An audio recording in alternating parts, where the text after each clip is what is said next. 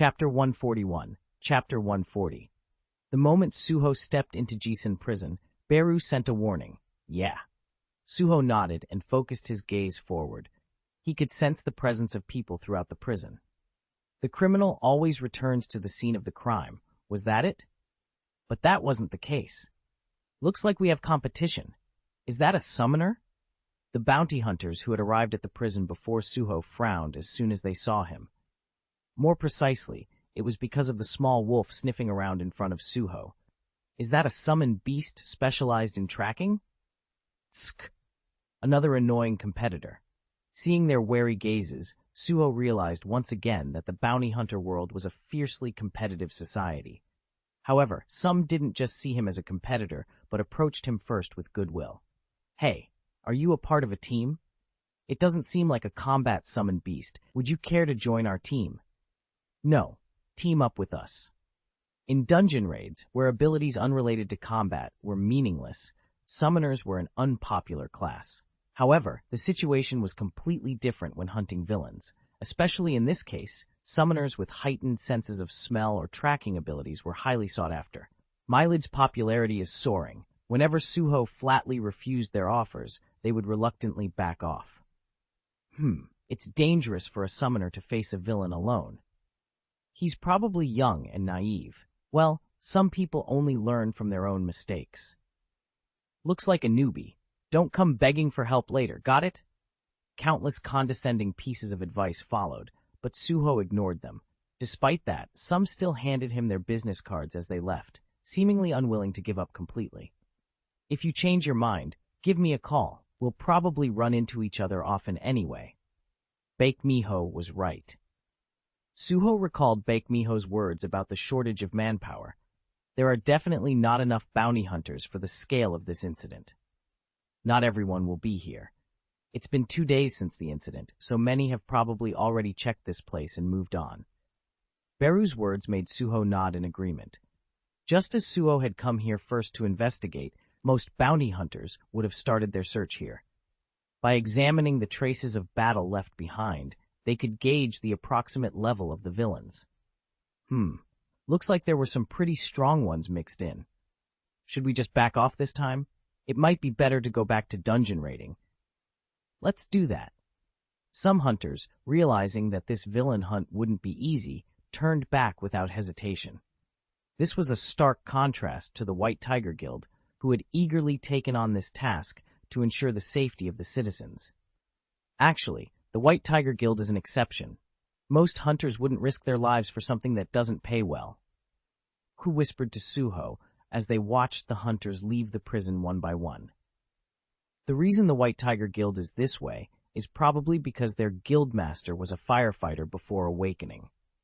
A firefighter? It was revealed that S-rank Hunter Baek Yunho's previous occupation involved risking his life to rescue citizens. Suho expressed interest in this new revelation, while Kui's eyes lit up. Kui, the former vice president of a large guild, coldly assessed the White Tiger Guild. The White Tiger Guildmaster will eventually stop engaging in unprofitable activities. After all, you need money to maintain a guild, especially a large one. That's not something the vice president involved in embezzlement should say. Ahem.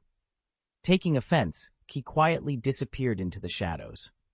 Suho chuckled at the sight and thought to himself, "It's interesting that the White Tiger Guildmaster was a firefighter. My grandfather was also one." It was a truly amusing coincidence.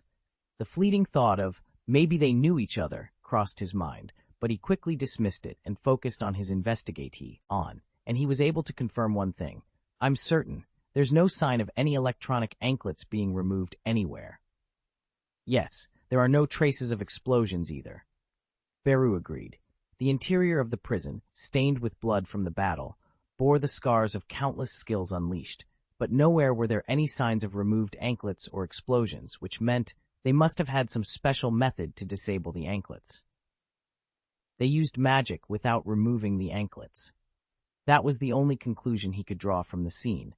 He didn't know what method they used, but it was clear that controlling villains with anklets was no longer possible.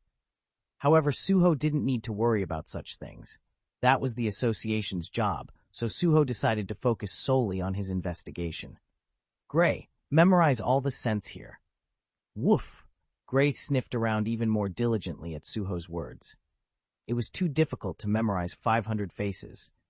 Besides, it was unlikely that the villains would be walking around openly. This was the reason why the other bounty hunters had coveted Suho earlier. Just as Suho finished inspecting the entire Jisan prison, Slide. Hey, is the investigation over? A bounty hunter approached Suho with a smile. If you're done, how about we team up? Suho stopped and silently looked at his face. At the same time, Gray glared at the man, baring his teeth. Grr! Haha! What a cute puppy. Quite the killer instinct for a tracking summoned beast. My liege, he's suspicious. At Beru's warning, Suho nodded in response. He reeks of blood, human blood. This one has killed many people. Oh, you can tell that? You have some amazing summoned beasts. You're quite useful, aren't you? Even after hearing Beru's words, the man wasn't fazed. He just shrugged with a relaxed expression. Then, he took out his wallet from his pocket and showed it to Suho. Name, Kang Taeshik, rank, B. Suho's eyes lit up as he saw the association ID. Despite my looks, I'm one of the few professional villain hunters. I'm different from those other amateurs, so teaming up with me will definitely be helpful. Kangchik formally introduced himself. You said I smell of human blood? Of course I do. I've killed more people than magic beasts. I have a license, so I obviously didn't kill civilians, only villains. Strangely enough, Kang Taeshik was a real bounty hunter who specialized in hunting villains instead of raiding dungeons. But seeing the lingering suspicion on Suho's face, Kang Taeshik shrugged and offered a gesture of goodwill. How about this then? I'll share the information I've gathered first. Then you can decide whether to team up with me after that. Information? Yeah. I probably have the most information among all the bounty hunters gathered here. Let's hear it then. There was no reason to refuse when he was offering to share information first. Suho calmly nodded, and Kang Taeshik smiled like he had expected this. Then, as if he didn't want his information to leak to other competitors, he checked his surroundings and quietly began to speak. You know that Hwang Dong-suk, the instigator of this incident, is backed by Hwang Dong-soo, right? Suho nodded. S-rank villain Hwang Dong-soo, the one who was said to have been the shadow soldier Greed in his past life. Actually, Hwang Dong-suk was abandoned by Hwang Dong-soo a long time ago. Abandoned? Yeah. To be precise, Hwang Dong-suk abandoned Hwang Dong-soo. Kang Taeshik began to reveal the information he knew. The Scam brothers. Until just before the cataclysm, the Hwang siblings, Dong-suk and Dong-soo, were nothing more than petty criminals known by that nickname. They were inherently greedy, and as they aged, their avarice only grew stronger. The day they were released after serving their sentences, they naturally returned to their criminal ways. They lived a reckless life, going in and out of prison as if it were their own home. But the Hwang brothers were quite content with their lolly, Ves. After all, they were brothers, they were on the same side. However, immediately after the cataclysm, their lives took a 180-degree turn. What is this? Brother, did you awaken? The older brother, Hwang Dong-suk, was the first to awaken. The moment he felt the tremendous power surging within him, he realized that he no longer needed to live a life of deceit and scams. The cataclysm had just occurred, the world was in chaos, and at that time, Hwang Dong-suk became a villain. He transformed from a swindler to an armed robber, raiding convenience stores and restaurants. Mwahaha! Money! Earning money has never been so easy. The days he spent racking his brains and scamming people for a measly sum felt utterly insignificant now. And, still haven't awakened? Are you talentless? He began to see his brother, who hadn't awakened even a shred of magic power yet, as pathetic. Brother, I heard that people can suddenly awaken even after a while, so just wait a little longer. Useless. Despite his brother's blatant insults, the younger brother couldn't say anything because it was true. Magic power was innate. It wasn't something you could suddenly awaken through effort. And eventually, a few days later, get lost. Brother? What do you mean? Get lost, you incompetent fool. Hwang Dong-suk abandoned his brother. When they were scamming people, having two was better than one. But now, there was no reason to share his hard-earned money with his brother. After heartlessly abandoning his brother, Hwang Dong-suk started pillaging all over the country. His mobility was incomparable to when he was dragging his slow brother around. And since he didn't have to share the money he earned with his brother, no matter how much he spent, his wealth kept growing. But those good times didn't last long. One day, the Hunter Association was suddenly established, and Chairman Woo Jingchul declared an all-out war against villains. Hwang Dong-suk was easily captured by the association hunters who came to deal with him. He tried to fight back, but he was helplessly subdued. Until then, Hwang Dong-suk, intoxicated by his own power, hadn't realized that he was a frog in a well. Only after being dragged to the association was he made aware of his own insignificance. Around that time, the magic power measuring device developed overseas was introduced in Korea, and Hwang Dong-suk learned that he was only a C-rank awakened, and as a natural consequence, he was sent to the infamous Jisan prison, where villains from all over the country were incarcerated. To add insult to injury, Hwang Dong-suk heard a piece of news there. His younger brother Hwang Dong-soo became an S-class villain. Chapter 142, Chapter 141. So you're saying that Hwang Dong-suk was bluffing the whole time in prison, pretending to be close to his brother? Exactly. You catch on quick. Kang Tae-shik grinned and nodded at Suho's question. Hwang Dong-suk and Hwang Dong-soo were a notorious fraud duo in Korea, committing crimes and serving time together for over 20 years. The story of their deep brotherly bond was well known. Who would have guessed that they suddenly had a falling out? And even if someone had known, it wouldn't have made much difference. Blood-related siblings often fight while growing up. But no matter how much they bicker, they usually make up and become close again, right? However, for Hwang Dong-suk, who was locked up in prison alone, that was impossible.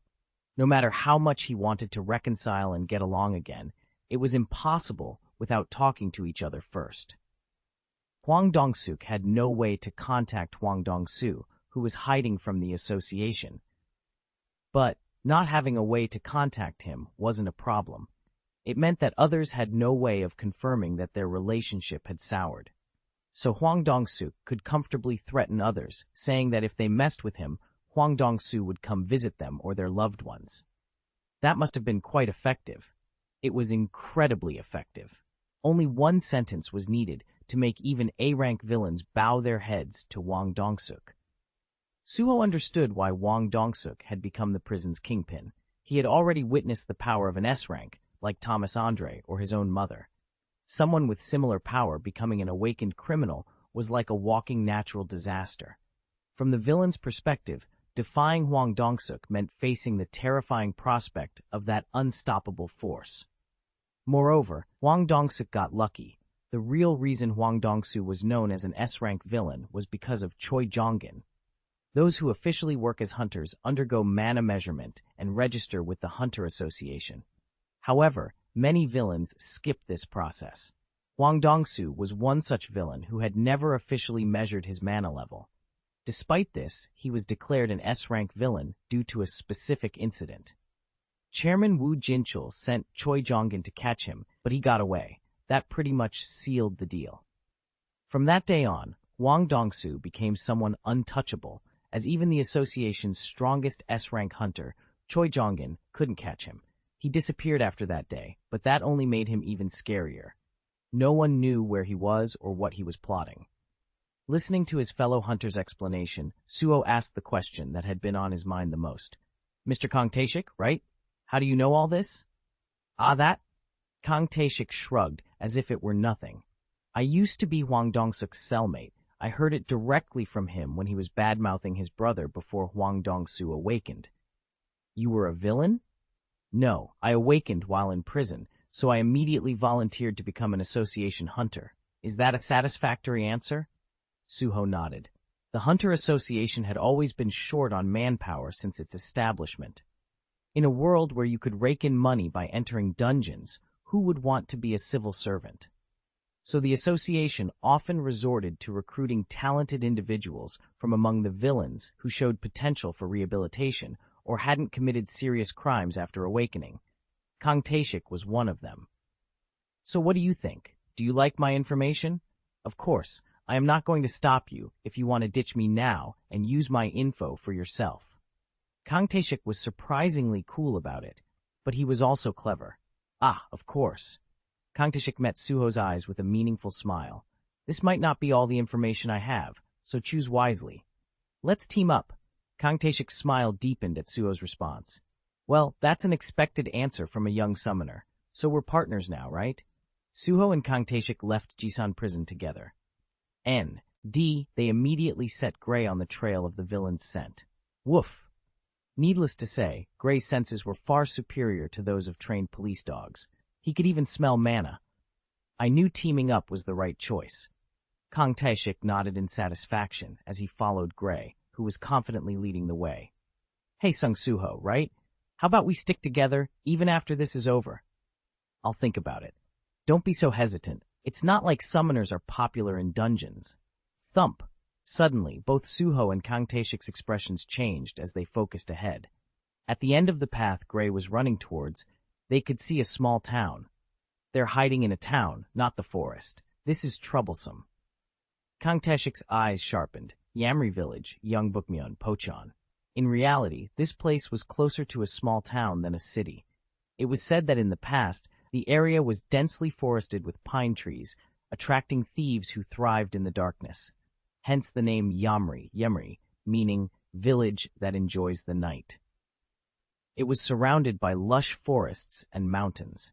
Pocheon itself was a region with numerous mountains that were the perfect area to hide in, so they naturally assumed the villains would have fled there. But they boldly hid in a village inhabited by people? They're using the citizens as hostages. This is going to be tricky. Suho and Kang Tae-shik, who had been following Gray without hesitation, had to stop at the entrance of the village. From now on, they needed to move with utmost caution. If the villains hiding in the village found out that bounty hunters were coming, things could get complicated. Suho, your mana control is... Kang Tae-shik looked at Suho with clear surprise in his eyes. He could no longer sense any mana from him. Can a summoner control their mana this perfectly? Kang Tae-shik couldn't help but be amazed. Summoners have difficulty containing their mana within. This is especially true when they have their summoned beasts out, like now. Are you perhaps not a summoner, but... No, never mind. Kang Tae-shik was about to ask something but stopped himself. He then concealed his own mana and hid the dagger he was holding in his bosom. Unlike him, Suho had no weapons to hide. He had been carrying all his weapons in the inventory from the start. Suho, do you know why I chose you out of all the bounty hunters? You said it was because I'm a summoner. That's the main reason, but also because you look the most basic. Basic? Yeah, the most important thing when catching villains is to not look like a hunter. Most of the bounty hunters gathered at Jisan prison were wearing armor. Anyone could tell they were hunters just by looking at them. It was natural for them to protect themselves from villain attacks, but the villains weren't fools either. They would simply see them from afar and hide. But Suho was different. Just like Kang Tae-shik, a professional villain hunter, he looked like an ordinary person on the outside. But that wasn't enough. The young wolf, Gray, was emitting mana. If they entered the village with him like this, it would be like announcing to the villains that a summoner was here. But if they unsummoned Gray, they would lose their way to track the villain's scent. When Kang Tae-shik pointed this out, Suho looked at Gray. His appearance is passable. Even though he was a wolf, he was still young and small, so if they put a leash on him, they could pretend they were just taking their pet for a walk. Gray, can you hide your mana? Woof? Seeing Gray tilt his head in confusion, Suho gave up. Even using spirit possession would just make his own appearance deviate from that of an ordinary person. Just then, the king of beasts, the Fang monarch, requests a conversation. Will you accept? Rakan? Suho tilted his head in confusion as Rakan suddenly requested a conversation. A conversation request out of the blue. Accept. The moment Suho pressed accept, passive skill unknown is activated. Whoosh! Suho's vision turned completely white, a world of perfect emptiness. Standing alone at the edge of that vast white world, he couldn't help but feel a sense of déjà vu. Didn't I come here once before? However, the atmosphere here felt distinctly different from back then. The energy here felt wilder and more primal. This is... Suho's eyes widened as he slowly looked around. He was surrounded by countless wolves. They were all emitting a powerful aura that sent shivers down his spine. Coo! Their roars echoed endlessly through the vast white space, and in the midst of it all, a massive white wolf appeared before Suho. Suho couldn't help but be amazed at the overwhelming pressure emanating from the beast, but at the same time, he felt a sense of familiarity. Is this Rakan's true form? Then the king of beasts opened his mouth and spoke in a majestic voice that shook Suho's soul. I am pleased to meet you again, and to think that you would grow this much in such a short time. I have a proposition for you. A proposition? Yes, you seem to be using my successor mainly for strengthening your body these days. Ah, that's true, Suho nodded. The reason was simple. Gray was too weak. Suho had tried to level him up whenever he could, but he was still weak. But he also seems useful for tracking. Since it was the realm of consciousness, Suho's thoughts were conveyed to Rakan without any filter. Hearing this, Rakan clicked his tongue in disapproval. Isn't it too pathetic for the next king of beasts to only be used for sniffing? But that was the reality. So, I have a proposition. There's a way to make Gray stronger. Suho's eyes sparkled at those words. There is? Yes, you need to give Gray my sacred relic. Rakan's fang? Suho's eyes widened. The item, Rakan's fang, Rakan's sacred relic, had been collecting dust in his inventory ever since he obtained Vulcan's horn. Can Gray use that fang like dentures? Dentures is probably not the name I would use, but yes, it's possible. I haven't said anything so far because you've been using it as a weapon, but if Gray inherits it, he'll also get all of its abilities. Let's do it, Suho readily agreed. Then a thought suddenly occurred to him. Wait, does that mean I can give him other fangs too? What? Rakan looked puzzled. Suho grinned mischievously. I happen to have a spare fang. No, even better, a spare poison fang, lying around in my inventory. Wait a minute. Rakan looked flustered. Chapter 143. Chapter 142. Can't I? You're the king of beasts, right? Snakes are beasts too. Fine. After a moment of groaning at Suho's words, Rakan finally nodded. He's so weak now that even a venomous snake's fang will be of some use to him. Then, with a displeased expression, he stared into the empty space in front of Suho. Whoosh! 2 swords materialized from thin air before Suho. Item. A sword crafted from the fang of Rakan, the king of beasts. It houses Rakan's spirit, and those of lower rank who wield it risk having their bodies taken over. Acquisition difficulty. Type. Sword attack power 60. Effect. Contempt for the weak. Inflicts the fear status on a designated target for 1 minute. All stats 50%. Effect. Fatal wound. 20% chance to inflict critical damage exceeding 3 times the normal damage. Item, Kasaka's Venom Fang. A dagger made from Kasaka's Poison Fang. It retains Kasaka's poison, inflicting paralysis and hemorrhage effects upon attack. Can be stored in inventory or sold at the shop. Acquisition difficulty. C-type. Dagger. Attack power 20. Effect. Paralysis. The attacked target becomes unable to move. Effect. Hemorrhage. The attacked target's HP is consumed at a rate of 1% every second. These were the weapons which had been gathering dust in his inventory ever since he acquired the second Vulcan horn. Even after checking their item information again, their stats seemed so underwhelming that he doubted he'd ever use them again. I was thinking of selling them, but I guess I found a way to recycle them instead. Suho smiled in satisfaction. Recycle? You might not be aware, but my sacred relic was meant to be used this way from the start. Oh, really? Rakan's words reminded Suho of something. Back when he first touched Rakan's fang in the beast's sanctuary, hadn't the sword constantly shouted something at him? Prove you are worthy of being a king. In fact, Rakan's fang wasn't actually Rakan's fang, but his baby tooth. In other words, it was a tusk that fell out as he grew, which the lower tribes had received and turned into a sacred relic. Its purpose was, of course, to create Rakan's successor. It was a precaution they had prepared in case Rakan died in the war against the rulers someday. That was why, if Rakan's fang fell into the hands of someone unworthy, their body would be taken over by the spirit residing inside. And the reason my essence resides in the sacred relic is to act as a guide raising my successor to become as strong as possible. Raise them? By nagging? Well, something like that. You understand well. There's someone like that next to me, too. Suho was, of course, thinking about Beru. Beru didn't directly contribute to battles, but he constantly pointed out Suho's shortcomings and pushed him to improve. His words and actions were never meant to belittle or irritate Suho. He simply did it because he knew how powerful the true monarchs were, what true strength was. Perhaps from now on, the spirit residing in Rakan's fang would play a similar role for Gray. After finishing his explanation, Rakan chuckled and looked at Suho. Anyway, I'm eternally grateful to you. It's all thanks to you that Gray has grown enough to accept the sacred relic. Then he reached out and grabbed the two swords floating in the air. And then, whoosh! The two swords turned into silver dust in his hands and scattered. Countless system messages appeared before Suho in succession. Ding! Ding! Gray has equipped item Rakan's Fang. Gray has equipped item Kasaka's Venom Fang. Gray has learned skill, Contempt for the Weak. Gray has learned skill, Fatal Wound.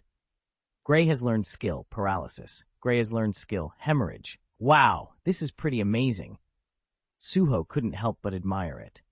The effects from the swords had been transferred directly to Gray as skills. If Gray could properly utilize them, he would be significantly more helpful in battles. This is truly perfect recycling. I told you it's not recycling, but never mind, it's time for you to return to your world.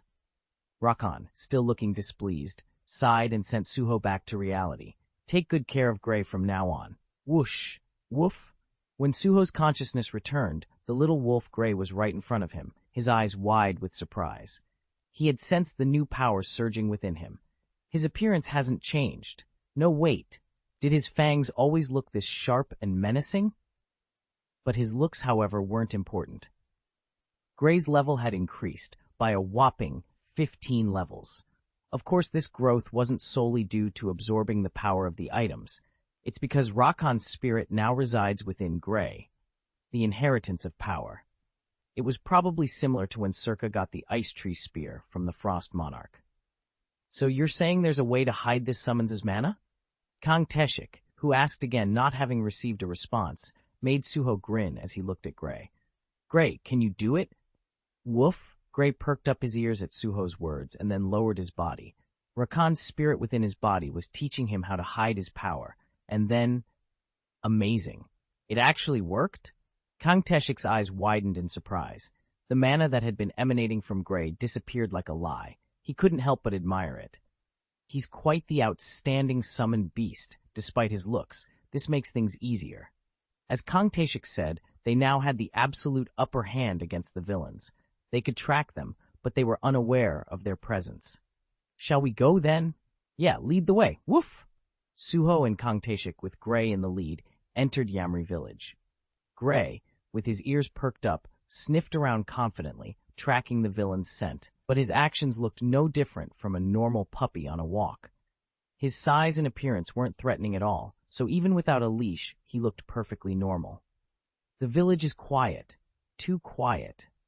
Kang Teshik's eyes sharpened as he took in the village's atmosphere. The entire Yamri village gave off an eerie feeling, as if it had been abandoned. Listen as we walk. He whispered to Suho. There used to be many military bases around this village, because of Pocheon's law, proximity to North Korea. Of course, now that country has turned into a monster field, so there's no need to defend against their army. From last year, it seems their purpose has changed to defending against the magic beasts from the north. That's correct. You've done your research, but currently there are no soldiers here. Being near a restricted area with military bases, there should have been at least a few soldiers on leave there. But Yamri village was quiet, devoid of even that. It's because of the association, Kang Teshik explained. When Chairman Woonchul went to North Korea, the government sent all the military units in this area to support the association. Even the non-awakened soldiers? Yes. Hunters are still human. They need to eat in between battles and have someone stand guard at night when they sleep. You never know when magic beasts might attack. In short, the soldiers were responsible for all the miscellaneous tasks so that the association's hunters could focus solely on fighting. So, basically, the businesses in this village are going bankrupt left and right. It is filled with shops and restaurants solely for the soldiers. Perhaps that's why most of the visible stores were temporarily closed. But it wasn't completely devoid of people. At least the convenience store is open. And Gray was heading straight for that place. Welcome. As they opened the door and entered, a part-timer greeted them cheerfully. Crash! Items fell, as Suho and Kang Tae-shik, without a word, suddenly lunged at the worker. Ah! The part-timer, who had been subdued with his arms twisted, struggled violently in surprise. Kang Tae-shik smirked and rolled up the part-timer's pants leg. The electronic anklet was rurally visible. Your acting was terrible. What kind of person greets customers so cheerfully these days? The part-timer, who had been smiling kindly at first, twisted his face like a demon. Damn it! Everyone, come out! At that moment, 3 villains emerged from the convenience store's storage room and unleashed flames at Suho and Kang Tae-shik. Whoosh! In response, Kang Tae-shik mercilessly slit the throat of the villain he was holding with his dagger. He then grabbed the body with one hand and used it as a shield against the flames. Boom! Damn it! Just kill them! They're bounty hunters. There are only 2 of them. Crash! Whoosh! In an instant, fireballs flew in all directions, collapsing the convenience store's shelves and shattering the fluorescent lights. The intense heat of the flames was spreading rapidly. However, contrary to their words, the villains were just trying to escape amidst the chaos. Stop them, or they'll get away. Kang Tae-shik shouted at Suho and charged towards the villains. He then began to swing the 2 daggers in his hands indiscriminately. Slash! Slash! Slash! Shield! One of the villains hurriedly cast a transparent barrier to block the attack. However, growl!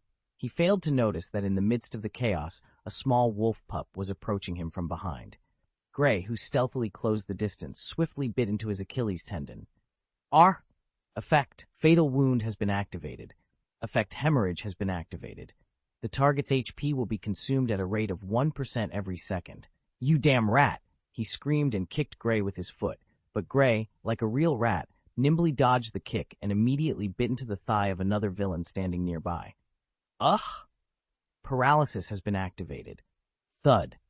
The villain suddenly stumbled and fell on his face dramatically. Your summoned beast is pretty good, huh? Kang Tae-shik whistled, dodging the shield and finishing off the paralyzed villain. Slash! Another head flew off. Slash! And the next villain lost his life as well. Weak. You are way too weak. Kang Tae-shik wiped the blood splattered on his face with the back of his hand and grinned cruelly. Why do D-ranks even bother becoming villains? Then he looked back at Suho, who was standing behind him, and asked, Why are you just standing there dumbfounded? Don't tell me it's your first time seeing someone die. Stay away. Stay away from me. Suho was approaching a villain who was hiding behind a transparent shield, cowering against the wall in fear. Blood was continuously flowing from his ankle due to the hemorrhage skill effect. Don't tell me you feel sorry for him and want to let him live? Kang Tae-shik chuckled and slowly walked towards Suho. Behind him, the shelves were burning, and the fire was spreading. But that wasn't a significant threat to an awakened person. You can't be a bounty hunter with such a weak heart. That was when it happened. Rustle. The corpses that Kang Tae-shik had just decapitated suddenly rose and attacked him from behind. Chapter 144. Chapter 43. Bang! Sensing a presence behind him, Kang Tae-shik instinctively turned and blocked the attack. He then looked at the corpses attacking him and shouted in shock, How can corpses? An unbelievable situation was unfolding. The corpses of the villains he had personally decapitated were rising and attacking him. Even the severed heads, previously rolling on the floor, were enveloped in a blue aura and floated up, reattaching themselves to their necks. Undead? Though surprised, Kang Tae-shik reacted quickly. He immediately lowered his stance and swung his daggers at them. Slash! Slash! Slash! Against the enemies that don't die, the first priority is to take away their mobility. Kang Tae-shik's attacks mercilessly severed the undead's legs, but once again the blue aura leaked out and reattached the severed limbs. Groo! What the hell are these things? No matter how much he chopped them up, the undead's bodies kept coming back together. Kang Tae-shik, gritting his teeth, was forced to retreat. At that moment, 3 of them simultaneously attacked him. Thump! Suho, who had been still until now, grabbed the corner of a fallen display shelf and swung it. Crash! The large convenience store shelf smashed into the 3 undead, shattering their bodies and itself splitting into multiple pieces. Whoa! Kang Taeshik, who had retreated momentarily, looked back at Suho with a strange expression. For a summoner, you have quite a lot of strength. He hadn't expected any combat prowess from Suho. Guiding them here with his beast's ability was practically the end of his role. But such monstrous strength? Is he perhaps a druid type? These days, it was trendy to classify hunters based on their skills by using terms from games, and one of them was druid. Druids in games were generally divided into two main types: those who sent their summoned beasts to the front line while supporting from the rear, or those who fought in close combat alongside their summoned beasts. Judging by his current actions, Suho seemed to be the latter, a hybrid between a summoner and a tanker. He might be more useful than I thought. Kang Taeshik, lost in thought for a moment, snapped back to reality and focused on where the undead had been thrown to. Physical attacks couldn't kill them. Grown, as expected, the undead were wriggling under the shattered shelf, getting back up unharmed. Moreover, grow! Perhaps due to the earlier commotion, more undead started appearing and swarming outside the convenience store. We came here to catch villains, and now we have to deal with this? Kang Taeshik let out a hollow laugh, his expression incredulous. The convenience store was ablaze. Undead that kept getting back up no matter how much he dismembered them. It was like a scene straight out of an apocalyptic movie. No, at least zombies in movies could be killed. The problem with these guys was that they reattached their severed body parts no matter what he did to them. Kang Taeshik gripped his daggers in reverse and shouted, "Sung Suho, let's get out of the building! Take the front line with your summoned beast." But there, he heard no response. At that moment, Suho was recalling the mad tyrant he had encountered in the demon realm. If the mad tyrant was a parasitic demon that wore the corpses of demons like armor, wasn't it possible that these zombies were also someone possessing dead human bodies? Could they be apostles of Itarim? But something felt different from back then, even though he wasn't quite sure what. The obvious difference is that there are no name tags above their heads, which was evidence that these undead weren't normal magic beasts. Moreover, Suho's gaze was drawn to the screaming villain who had caught his eye earlier. He was still hiding inside the shield, bleeding profusely, but the sight of his comrades turning into undead had made him lose it. "All right, let's start with this guy." Suho narrowed his eyes and shouted, "Mr. Kang Taeshik, what? I said I need some help here." Kang Taeshik was busy dealing with the undead swarming in from the outside. "Buy me some time there," Suho ordered. "What? I'm an assassin, not a tank." Kang Taeshik was flustered. Of course, even as an assassin, a B-rank hunter like him could handle this many enemies quite easily. Without waiting for his response, Suho strode towards the villain, hiding inside the shield. "Hey, stay away! Stay away from me!" "Hey!" As Suho approached, the villain cowered in fear. "Come out for a second. Let's talk." "Stay away from me!" Bang! Suho's fist mercilessly struck the transparent wall surrounding him. The shield, however, was sturdy. From inside, the villain shouted at Suho with malice. "You think you can break my shield with brute strength? My shield won't collapse until my mana runs out." Bang! Suho's fist struck the shield again, and the villain instinctively flinched, but the shield remained intact, giving the villain even more confidence. "I told you it won't work. Stop wasting your energy and just get lost. You can't break my shield with your bare fists." Bang! "It won't. Bang! Break!" As Suho's punches grew stronger, the villain's voice grew weaker. Why was this happening? It couldn't be. His shield shouldn't break from such crude physical attacks. "Don't be so sure." Suho smirked and raised his fist once more, this time enveloped in black energy. "If I hit it hard enough, it'll break." And then bang! Shatter! The villain's eyes widened in disbelief. A fragment of the shield he was so confident in had shattered right in front of him, leaving a huge hole, through which Suho's hand reached in and grabbed him by the collar, pulling him out. Gulp! "How? Hey!" Suho lifted the shocked villain with one hand and glared into his eyes. "Come out. Please spare me." "Go. Stop with the pathetic acting." Suho stared intently into the villain's widened eyes. No, to be precise, he was staring at something beyond those eyes. "I said come out. You, hiding inside there." Suho smiled, a chilling grin spreading across his face. As soon as he finished speaking, the villain's face, gripped by Suho's hand, went blank. Ah! The villain tilted his head at an odd angle, staring blankly into Suho's eyes and mumbling, "How did you know? How did you know? How did you know? How did you know? How did you know?" Bang! "Oh, sorry, you were so creepy, I hit you without thinking." Suho's fist slammed into the creature's head, silencing its incessant chatter. Then, with dilated pupils, it stammered, You're much creepier than me. Get out while I'm asking nicely. How could you know? How could you?" The creature tried to repeat the same words, but Suho raised his fist again, silencing it. "How did I know?" Suho's gaze shifted to the creature's head. Name tags full of question marks. Among all the villains encountered in the convenience store, only this one had such a strange name tag above his head. That's why Gray attacked this one first. Beru. At Suho's command, Beru, who immediately understood his intent, replied, "I don't sense Itarim's presence.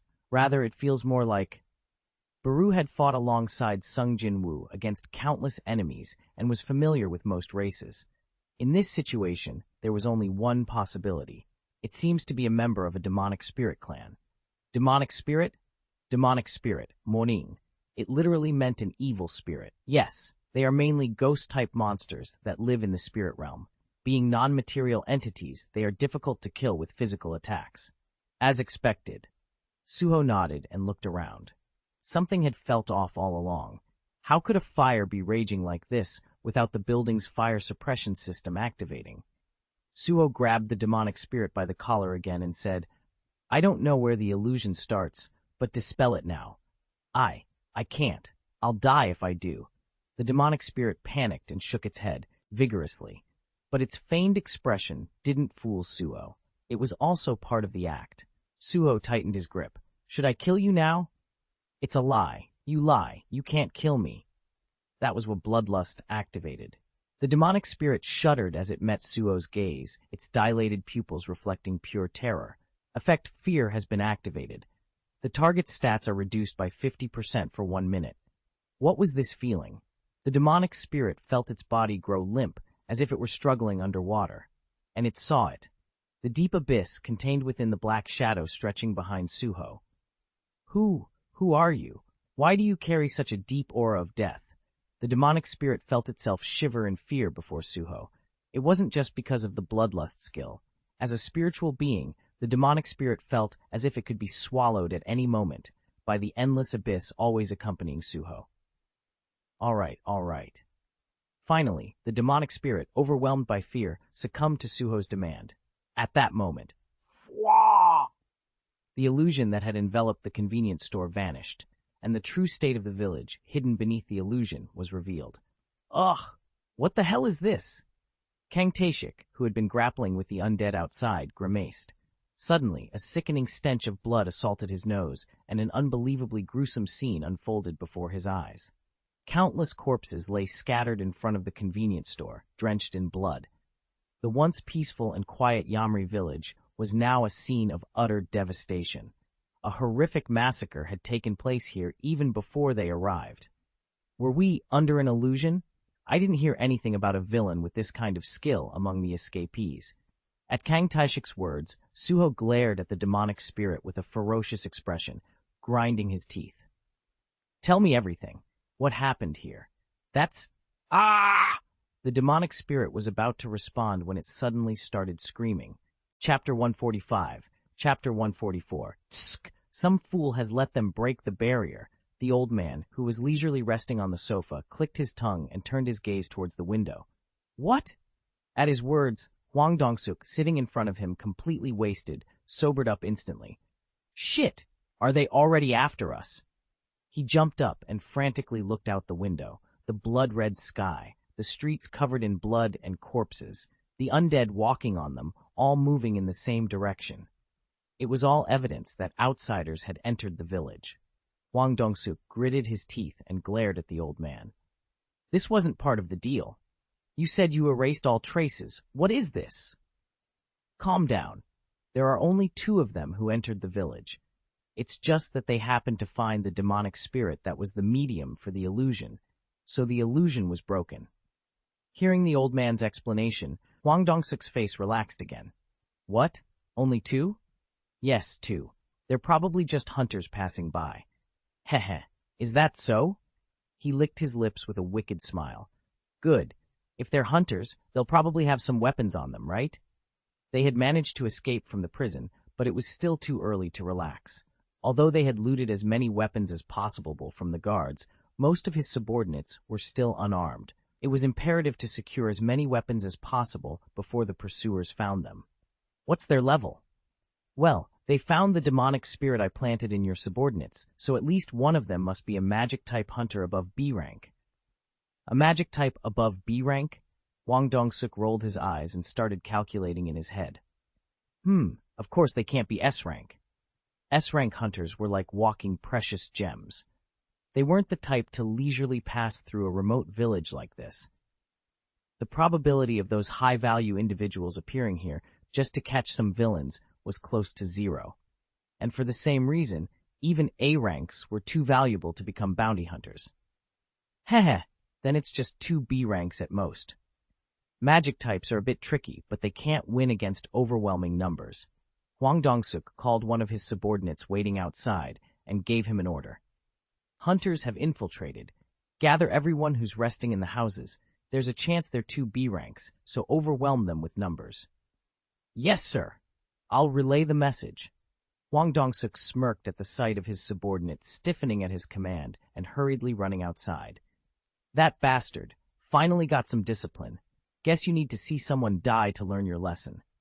Even outside the prison, Hwang Dong-suk, a mere C-rank awakened, still reigned as their king. But this hierarchy was a precarious balancing act that could collapse at any moment. The only reason the villains still followed Hwang Dong-suk was that he was the older brother of the S-rank villain, Hwang Dong-soo. Hey, aren't you going to help? Hwang Dong-suk, who was about to leave after sending his subordinate off with new orders, suddenly turned around and asked. The old man, still leisurely sitting on the sofa, gazing out the window with an unreadable expression, replied nonchalantly without even looking at him. As you can see, I'm not fond of physical exertion. Call me when you've dealt with the bounty hunters and I'll recast the illusion on the village. All right. Hwang Dong-suk looked slightly displeased, but decided to not argue. He could already hear his subordinates gathering outside at his call. Everyone, grab your weapons. There are only 2 of them. After Hwang Dong-suk left. Zzz! A bee flew in and landed on the windowsill in front of the old man, who was still gazing into the distance with an enigmatic look.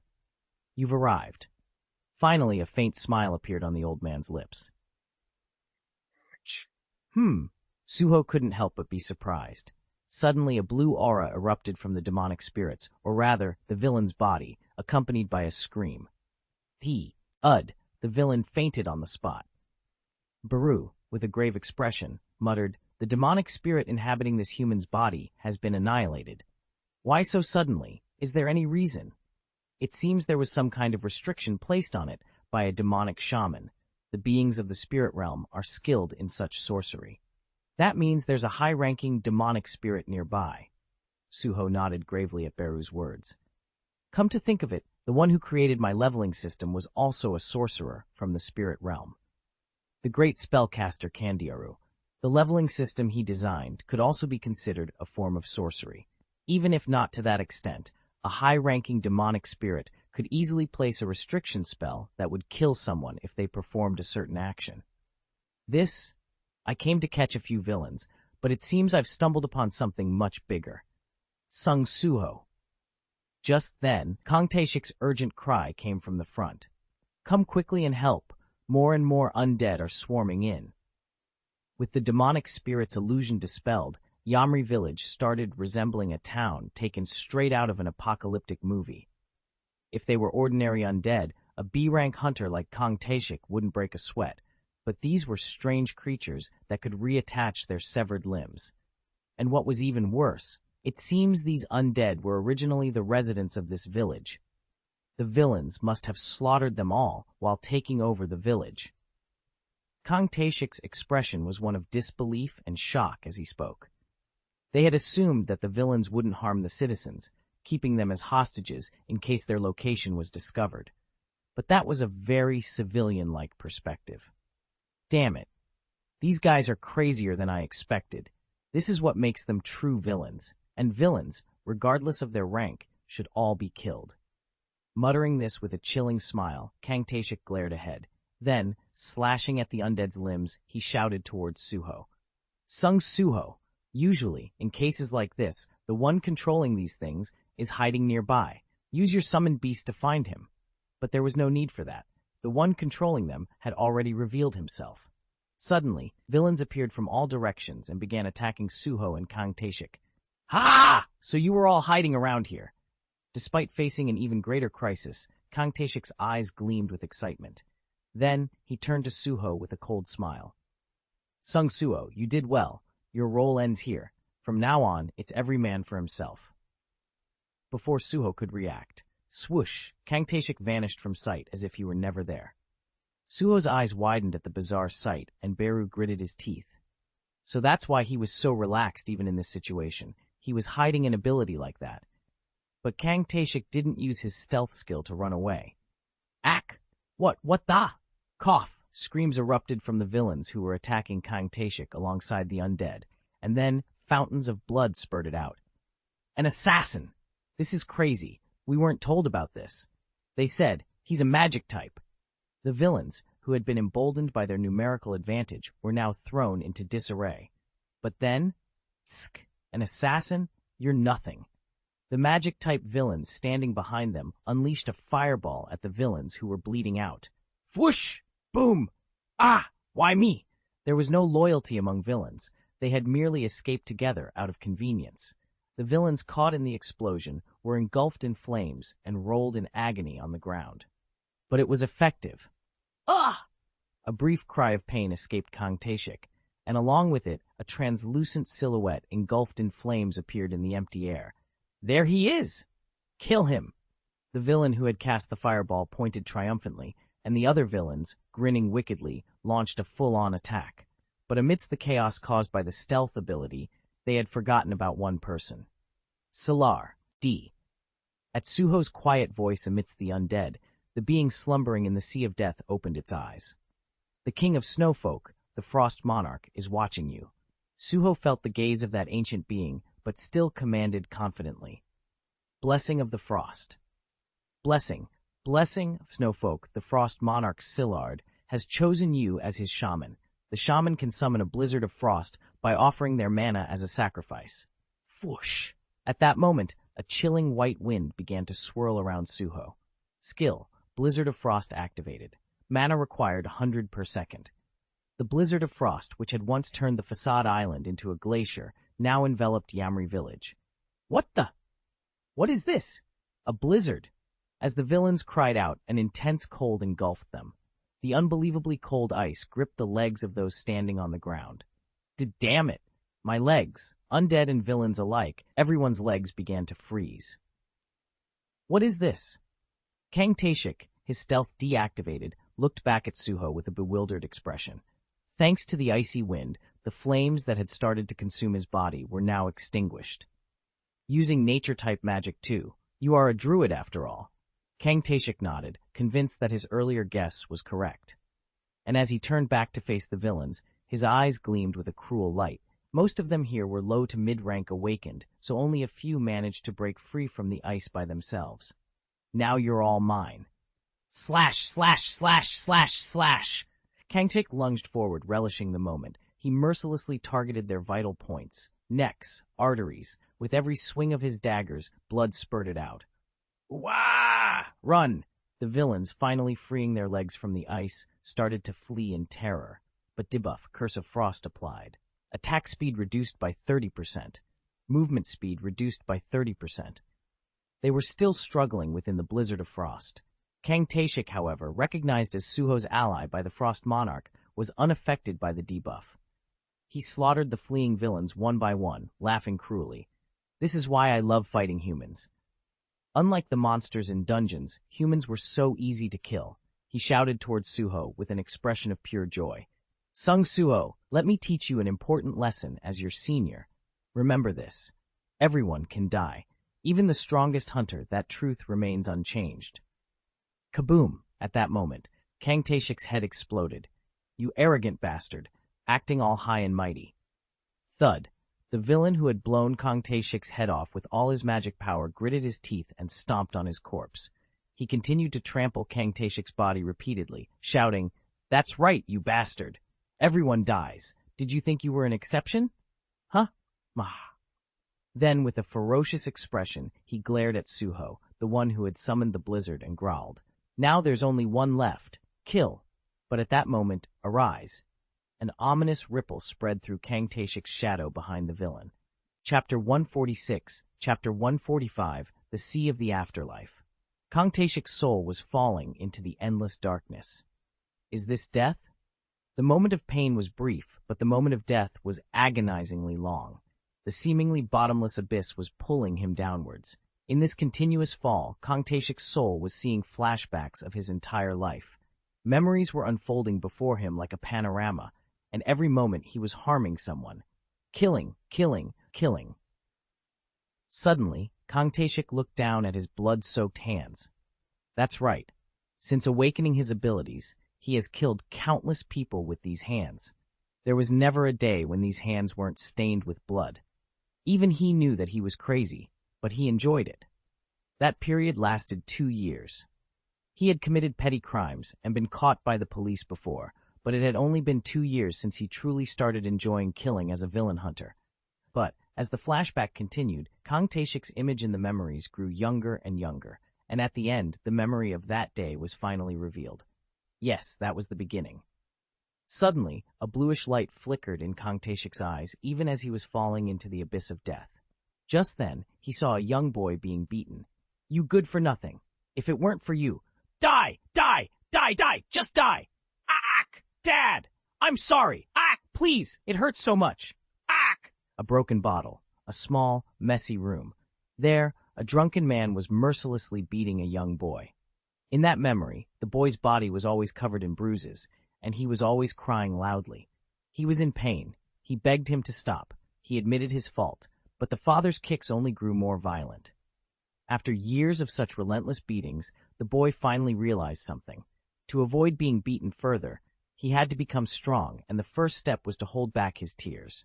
So no matter how much pain he suffered or how scared he was, he covered his mouth and held back his screams. Slowly, his father's beatings would lessen. Just a little. He also had to minimize his presence as much as possible, so as not to provoke his father. No, he had to become invisible. If he made a sound, his father would wake up, and then his father would drink again, and then he would beat him again. So he had to live like he didn't exist in the house, holding his breath not to incur the wrath of his strong and terrifying father. And then one day, the boy realized, there was an easier and simpler way to avoid the beatings. I can just do this. Why hadn't he realized it sooner? He should have done this from the start, and 7-year-old Kang Taeshik, with his small hands, killed his father. That was Kang Taeshik's first murder. And surprisingly, no one ever found out about it. No, nobody even bothered to investigate. No one could imagine that a small 7-year-old boy could kill his own father. The police, the doctors, everyone concluded it was just an accident, just a drunkard who had an accident while intoxicated. And so, the boy who had erased his father from the world with his own hands looked at himself and realized, I'm strong. That's right, he was strong. After all, even strong enough to kill his terrifying father. Realizing this, Kang Taeshik was overcome with an exhilarating thrill. That's right, I can just kill them. No matter how scary they are, no matter how strong they are. Everyone dies. From then on, Kang Taeshik was afraid of nothing, because he was strong now, because he could kill anyone if he wanted to. Of course, he wasn't some psychopathic murderer who would kill anyone indiscriminately. He had simply realized that murder was also a potential solution for some problems. As time passed, the cataclysm occurred and magic beasts appeared. Kang Taeshik was lucky enough to awaken as a hunter. But when he saw magic beasts emerging from dungeons and brutally tearing people apart, he couldn't help but sigh. Magic beasts, they're just the same. They only looked a little different. In the end, whether it was a magic beast or not, anyone could kill. Throughout human history, hadn't a lot more people been killed by other humans than by magic beasts? Honestly, he was disappointed. But then, Kang Tae-shik, you awakened recently, didn't you? So what? I've been an upstanding citizen lately. I know, that's why I'm here. What are you talking about, you old geezer? His sudden visit initially confused him. Woo Jinchul was the detective who had personally handcuffed him for a petty crime he committed in the past. But now he suddenly established some strange organization called the Hunter Association, and I've been thinking about what to do with you, and I came up with a good idea. Woo Jinchul gave him a meaningful smile and made a strange proposal. Kang Tae-shik, I've created a job perfect for you, Association Certified Bounty Hunter. What's that? It's basically a license to kill, sanctioned by the state. Are you insane? Why? You don't like it? He didn't particularly like Woo Jinchul's smug face, as if he was certain Kang Tae-shik would accept his offer.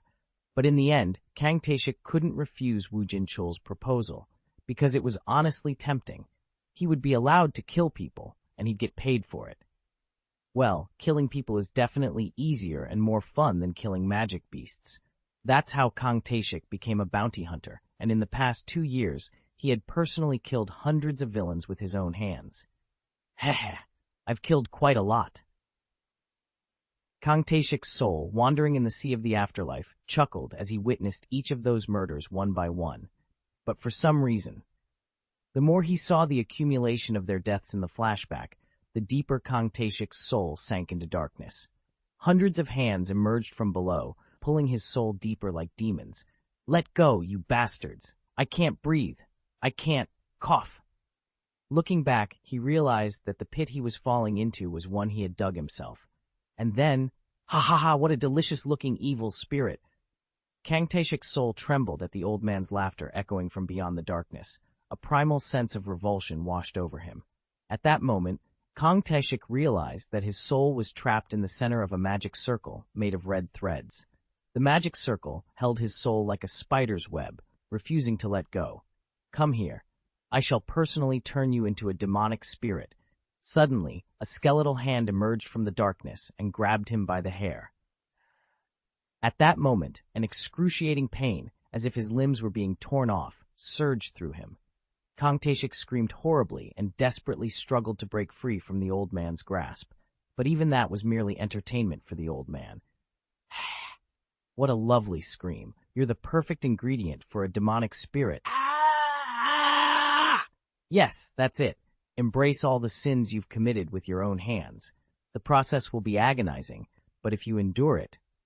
The old man grinned, revealing his white teeth from beyond the darkness.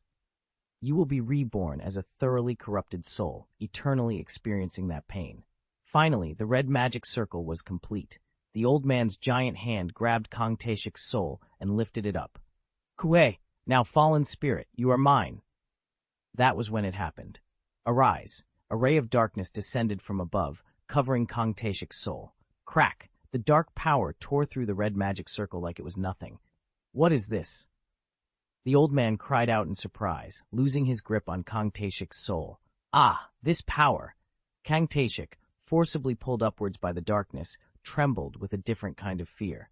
What is this memory? Suddenly, memories of his past life, deeply buried within him, began to come back like a long-forgotten dream. For some reason, even in those memories, he was dying, covered in blood. And before his dying self, he saw a man looking down at him with a cold gaze. Let me ask you one thing. Meeting those chilling eyes, he had asked, "What the hell are you?" I've never heard of an assassin class being able to use healing magic, let alone debuff magic. But instead of answering, the man had posed a question in return. Say I'm a hunter who grows stronger with every battle. How powerful do you think I can become? Ha! Kang Tae-shik couldn't help but laugh bitterly at the absurd question. Did he really not know the answer? Your shadow is connected to the darkness. Death is strength. You will become as strong as deep as that darkness. 2 lives. 2 deaths. But in the end, Kang Tae-shik's soul returned to the world once more. Nato a shadow, great shadow monarch. Reborn as a shadow assassin, his entire body rippling with black energy, Kang Tae-shik approached Suho, knelt on one knee, and bowed his head. Then, with an unimaginably cold and ruthless aura emanating from his eyes, he asked in a respectful manner, Whom may I kill? As he looked at Suho from below, he realized that Suho's gaze was strikingly similar to the man who had ended his life once before. Suho's cold eyes then turned towards the countless villains swarming from all sides. They were murderers who had slaughtered the innocent residents of this village and taken it over. There was no mercy to be shown to them. Everyone, kill them all, as you command. The moment Suho's order fell, the shadow assassin, Kang Taeshik, vanished from sight. Chapter 147, Chapter 146/Kyuk, swish, ah! In an instant, red lines were drawn across the throats of the nearby villains, one after another. Blood gushed from their cut-open necks. It's a stealth skill. Ooh-wah, he's alive! Slash, slash, slash, slash, slash, slash, slash. Under the exploding fountains of blood, the invisible assassin's daggers began to mercilessly slaughter the villains. But his corpse is clearly over there. The villains, who had been triumphant just moments ago after killing Kang Taeshik, were terrified, gawking at his lifeless body on the ground. But even in that fleeting moment, ack! Someone's neck was severed. Ack! Someone's leg was cut off. Help! There was a crazed assassin chasing after those who turned to flee, letting out a silent laughter. The stealth skill Kang Taeshik possessed in life remained intact even after he became a shadow soldier. There he is! Whoosh! Boom! At that moment, the magic-type villain who had set Kang Taeshik on fire earlier gritted his teeth and conjured another massive fireball. You useless bunch, panicking over a single assassin. He confidently ignited a massive flame in his hands. He'll die with just one hit.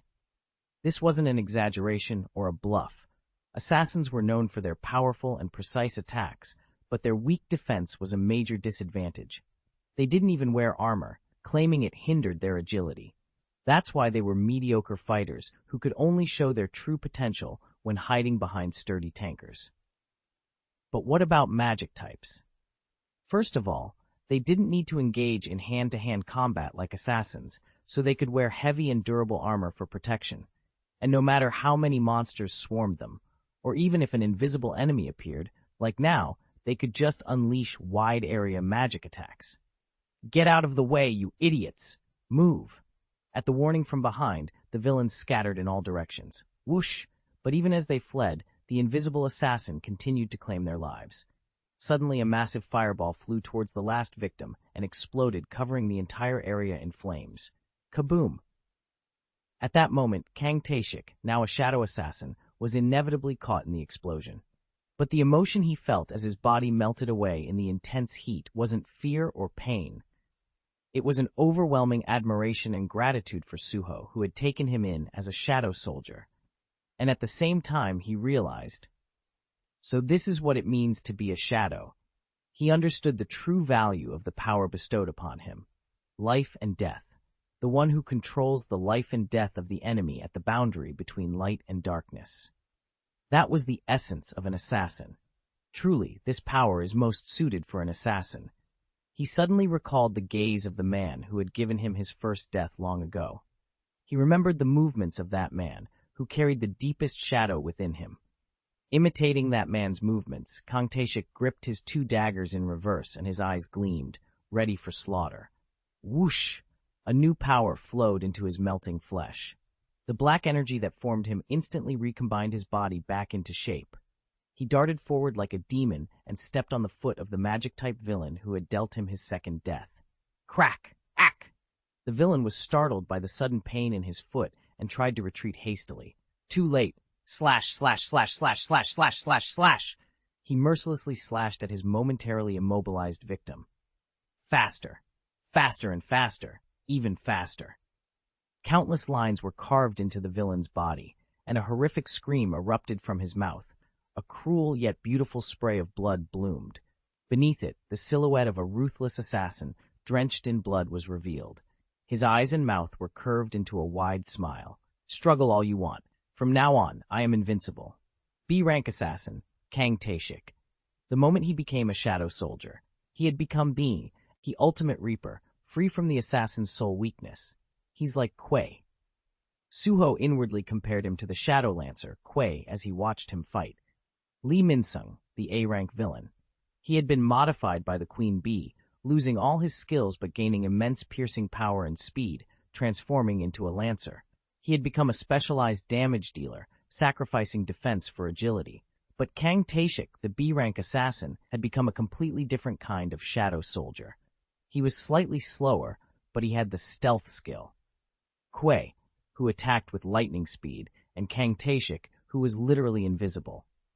They were both knight-rank shadow soldiers, but even with the same rank, their power levels weren't exactly the same. However, a knight is one who fights for the king. The distinction of who was stronger wasn't particularly important, but one thing was certain. In Suho's judgment, the current Kang Taeshik had a distinct advantage that other shadow soldiers lacked. We can utilize him without worrying about exposing our abilities to anyone. Indeed, Suho smiled faintly and nodded at Beru's words. He's going to be quite useful. At that moment, rumble, an indescribable roar echoed, and a heavy silence descended upon Yamri village. At the same time, something unbelievable started happening. Rumble, rumble, rumble. Suddenly, the very space of the village began to distort grotesquely.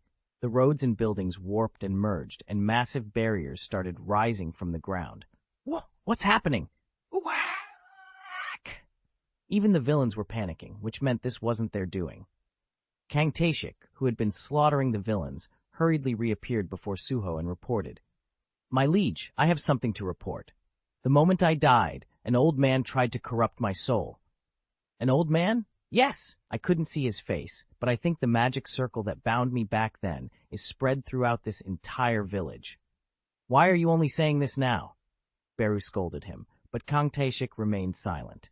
He couldn't bring himself to admit that he had been momentarily lost in the pleasure of killing. My liege, this is definitely a sorcery used by the members of a demonic spirit clan. Beru had personally experienced various types of sorcery used by the demonic spirits during the Monarch's War, but the problem was that their magic was so diverse that he always encountered new and unfamiliar variants. The demonic spirits are vicious creatures who enjoy capturing their enemies, torturing them, and experimenting on them. That's why they're proficient in all sorts of bizarre magic and sorcery. The demonic spirits' obsessive curiosity and observational skills were infamous throughout all dimensions, and among them, the most renowned sorcerer was undoubtedly Kandiaru. The fact that he was able to design the leveling system that transcended human limitations was ultimately the result of countless experiments and sacrifices. One of those experiments was the Pyramid of Amut, where he researched body reinforcement techniques. Considering all this evidence, Suho could guess the intentions or the creature who tried to corrupt Kang Taeshik's soul, the so-called Old Man. Could it be that the demonic spirit clan has been conducting experiments in this village? Like the Pyramid of Amut? Suho leaped between the tilting ground and buildings, observing the fleeing villains, and he noticed the electronic anklets still on their legs. Perhaps the one who helped the villains escape from Jisan prison was also this demonic spirit. The Pyramid of Amut was a place where countless challengers had willingly entered over the years, only to be captured by Amut and subjected to torture disguised as body reinforcement training, ultimately dying. The item, Mummy's Bandage, was created through those countless experiments, and even after the bandage was made, many more died and turned into mummies unable to endure the training. Then what about this place? I think so too. Perhaps the demonic spirit clan orchestrated the prison break to use the villains as test subjects for their research. But before Beru could finish his sentence, something astonishing happened. Rumble, rumble, rumble. Suho and Beru looked up at the gigantic hand casting a massive shadow over them as it appeared in the ominous sky, slowly descending towards them. Recognizing it, Kang Taeshik shouted urgently, "That's the hand! The hand of the old man who tried to take me." The skeletal arm that tried to snatch his soul had now manifested in the real world. This time, the target was once again Kang Taeshik's soul. Chuckle, I can't let such a delicious evil spirit slip away. Kang Taeshik, even as a shadow soldier, shuddered at the old man's booming voice from the sky. The demonic spirit's nature was to treat souls as playthings, and he was the old man's new favorite toy. Of course, no one knew what would happen if Kang Taeshik, now a shadow soldier, were to be captured by that hand. But the moment the enemy revealed its true form, Suho immediately took action. Gray! Woof! At Suho's call, Gray came running from afar, leaping over the walls. Gray had been relentlessly chasing and attacking the villains since they left the convenience store, and in stark contrast to his cute appearance, fur around his mouth and his fangs were stained with the blood.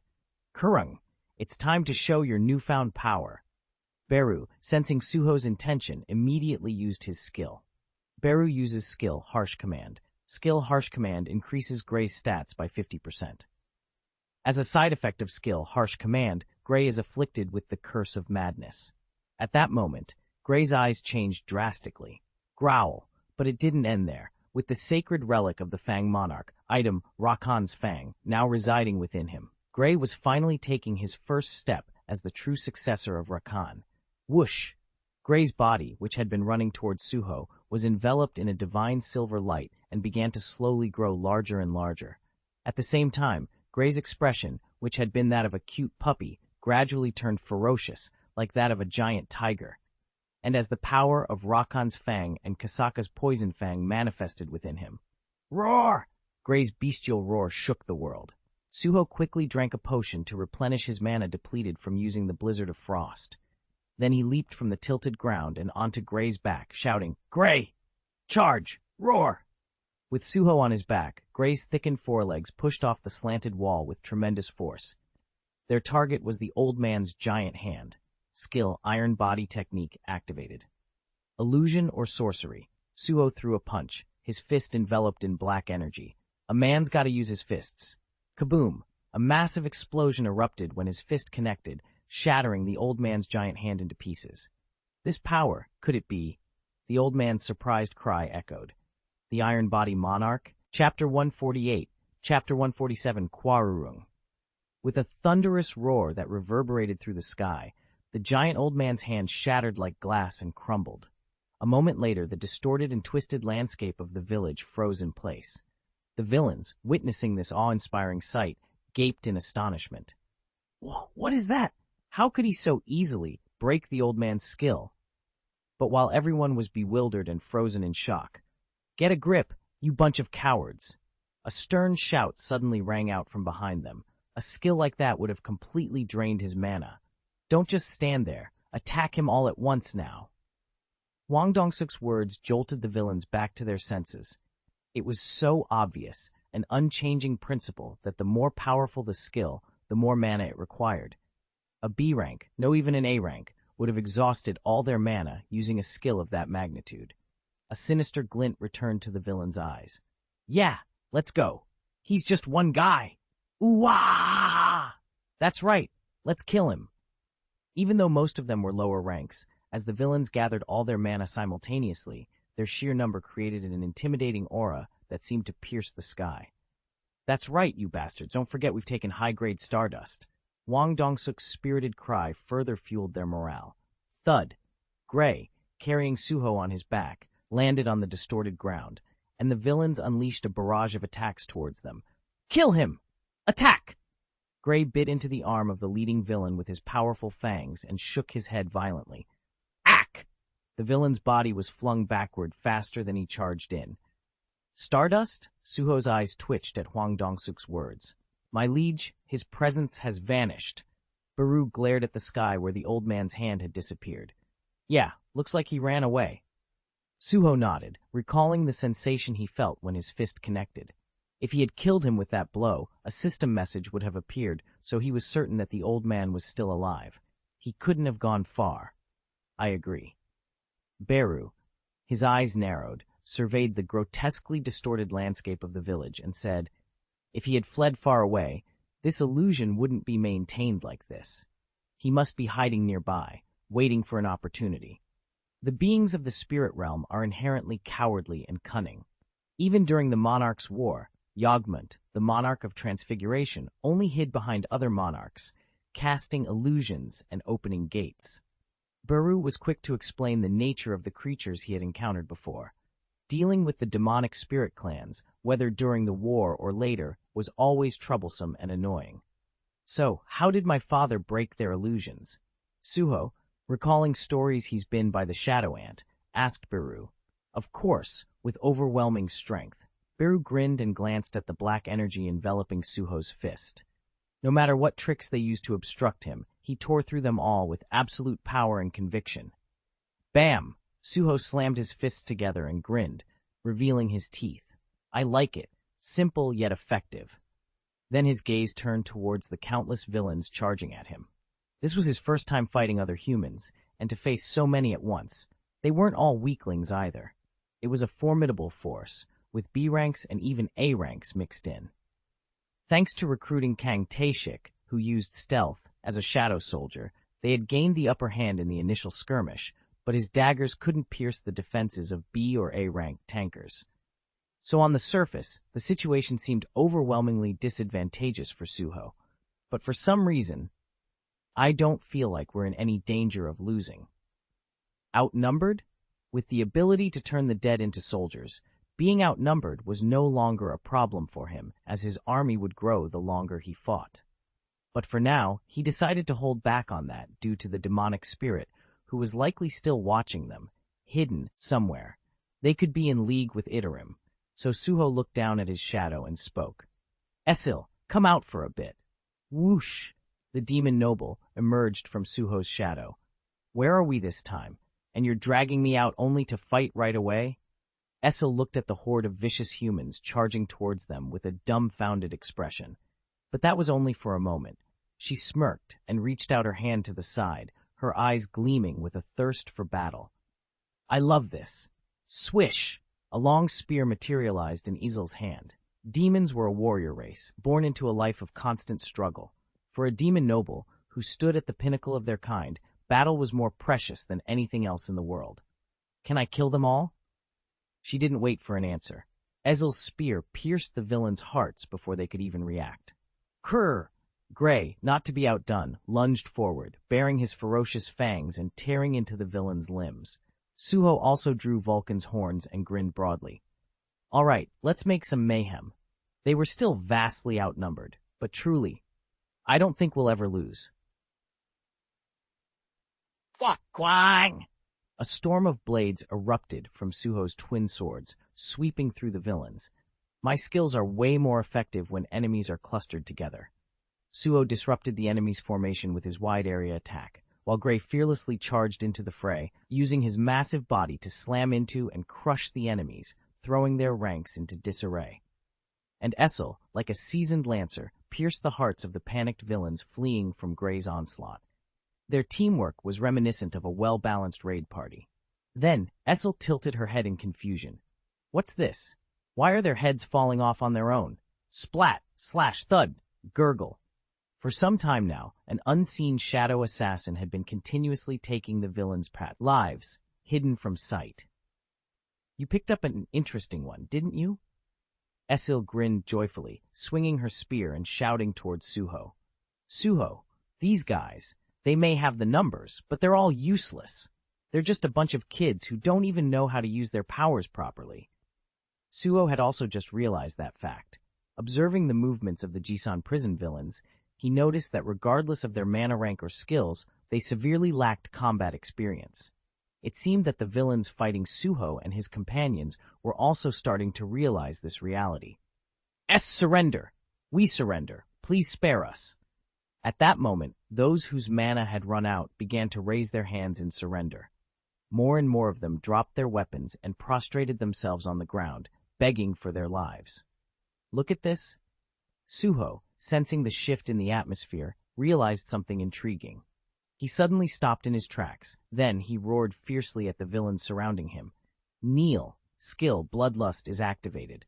Some villains were able to resist this bloodlust, but what about this? Suho unleashed an even more intense bloodlust and shouted once more. Look around you. Your leader has abandoned you. Harry, that bastard. The villains were taken aback. Meanwhile, huff, huff, huff. Hwang Dong-suk had pushed all his subordinates to the front lines and was now running in the opposite direction without hesitation. You idiots! Like that's gonna work!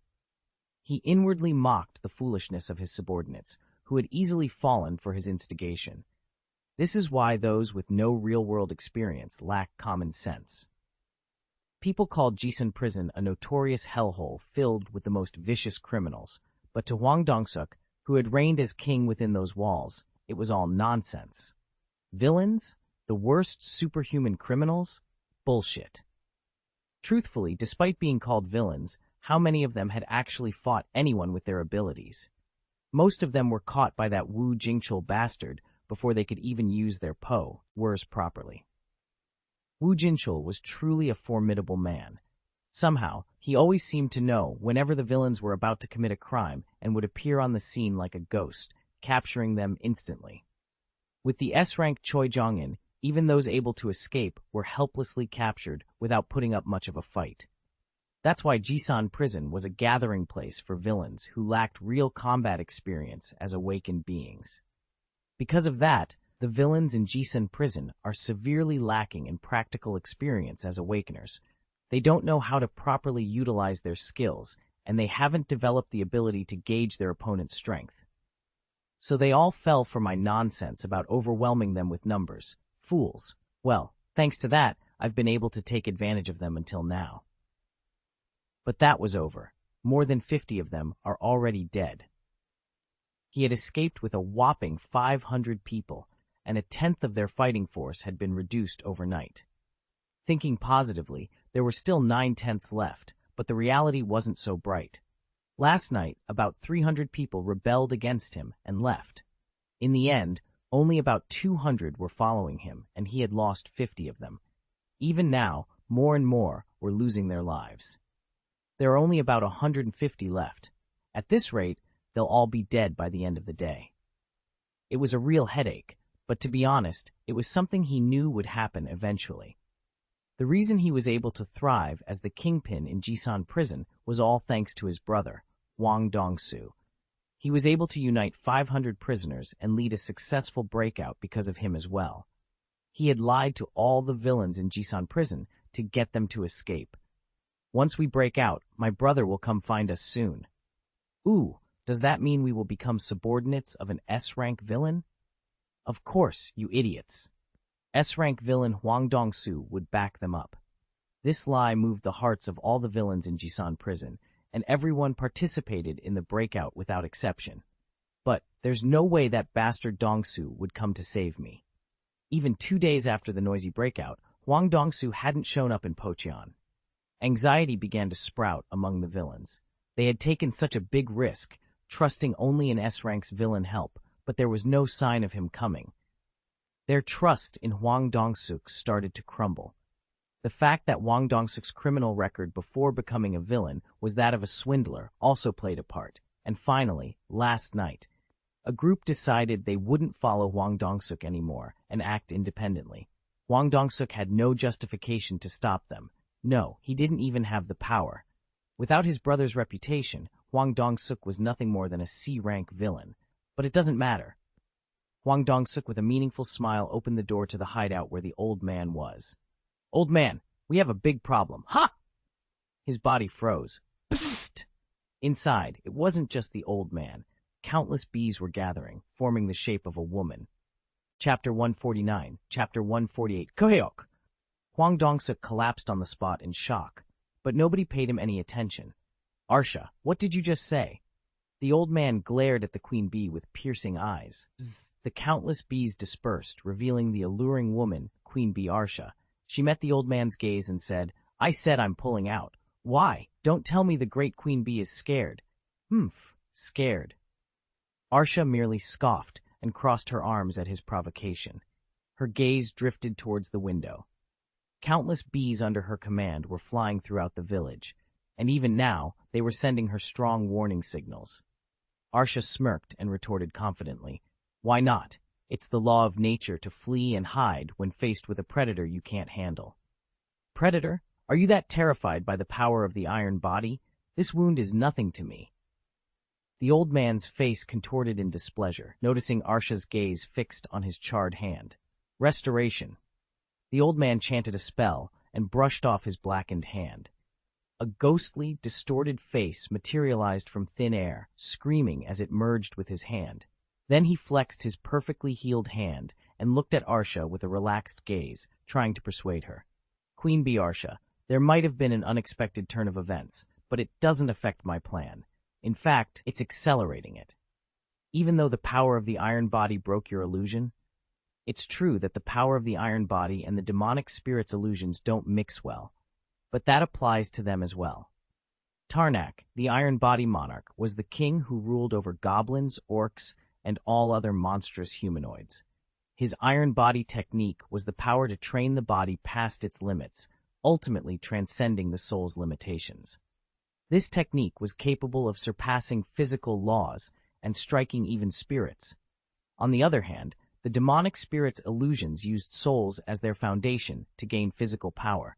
In other words, the illusions and the iron body technique were powers situated at opposite ends of the spectrum. I was careless, and the illusion was broken earlier, but that won't happen again. In fact, the intruder still hasn't found me and is wandering lost in the maze, isn't he? And what if he eventually finds you? So what if he does? I can just cast another illusion. They've already stepped into my domain. They can't escape. Can't escape. Confidence is good, but is there truly anything impossible in this world? The mighty monarchs, and even the absolute being, were all killed. Chuckle. That's what makes this world so wonderful. At Arsha's blatant mockery, the old man finally rose from his seat, a frail and aged man. This body originally belonged to the head of Yamri village, but there was a reason he chose to possess this scrawny frame despite there being many other healthy humans in the village. I am Harmakan, the grand shaman of the demonic spirit clan and the next king. Harmakan grinned cruelly and raised his withered arms. Krah! Then agonizing screams echoed from the void.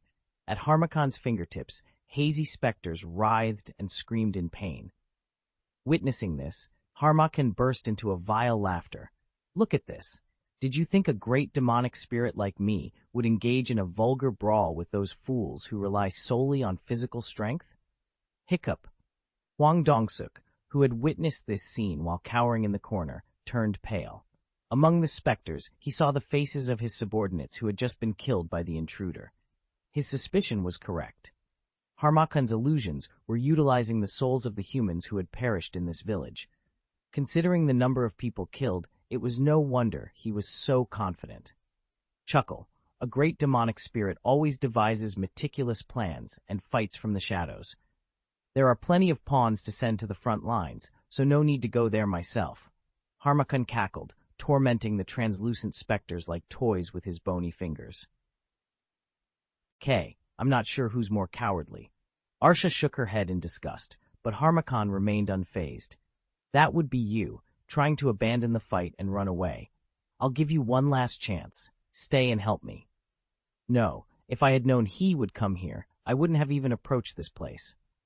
The bees forming Arsha's body buzzed agitatedly, revealing her unease. I don't have the power or the forces to face him yet. Now Harmakan was curious. Who is this he that you fear so much? If he inherited the power of the Iron Body Monarch, aren't you the descendant of the Plague Monarch? Even I alone could handle him, but if we join forces, we could easily. He's not the heir of the Iron Body Monarch, but the successor of the King of Beasts. What? The Fang Monarch? What does that mean? Harmakan was even more confused by Arsha's words. The image of the giant wolf he was riding flashed through his mind at the mention of Rakan. If he was his successor, it wouldn't be strange for him to command such a large wolf. But there was something he couldn't understand.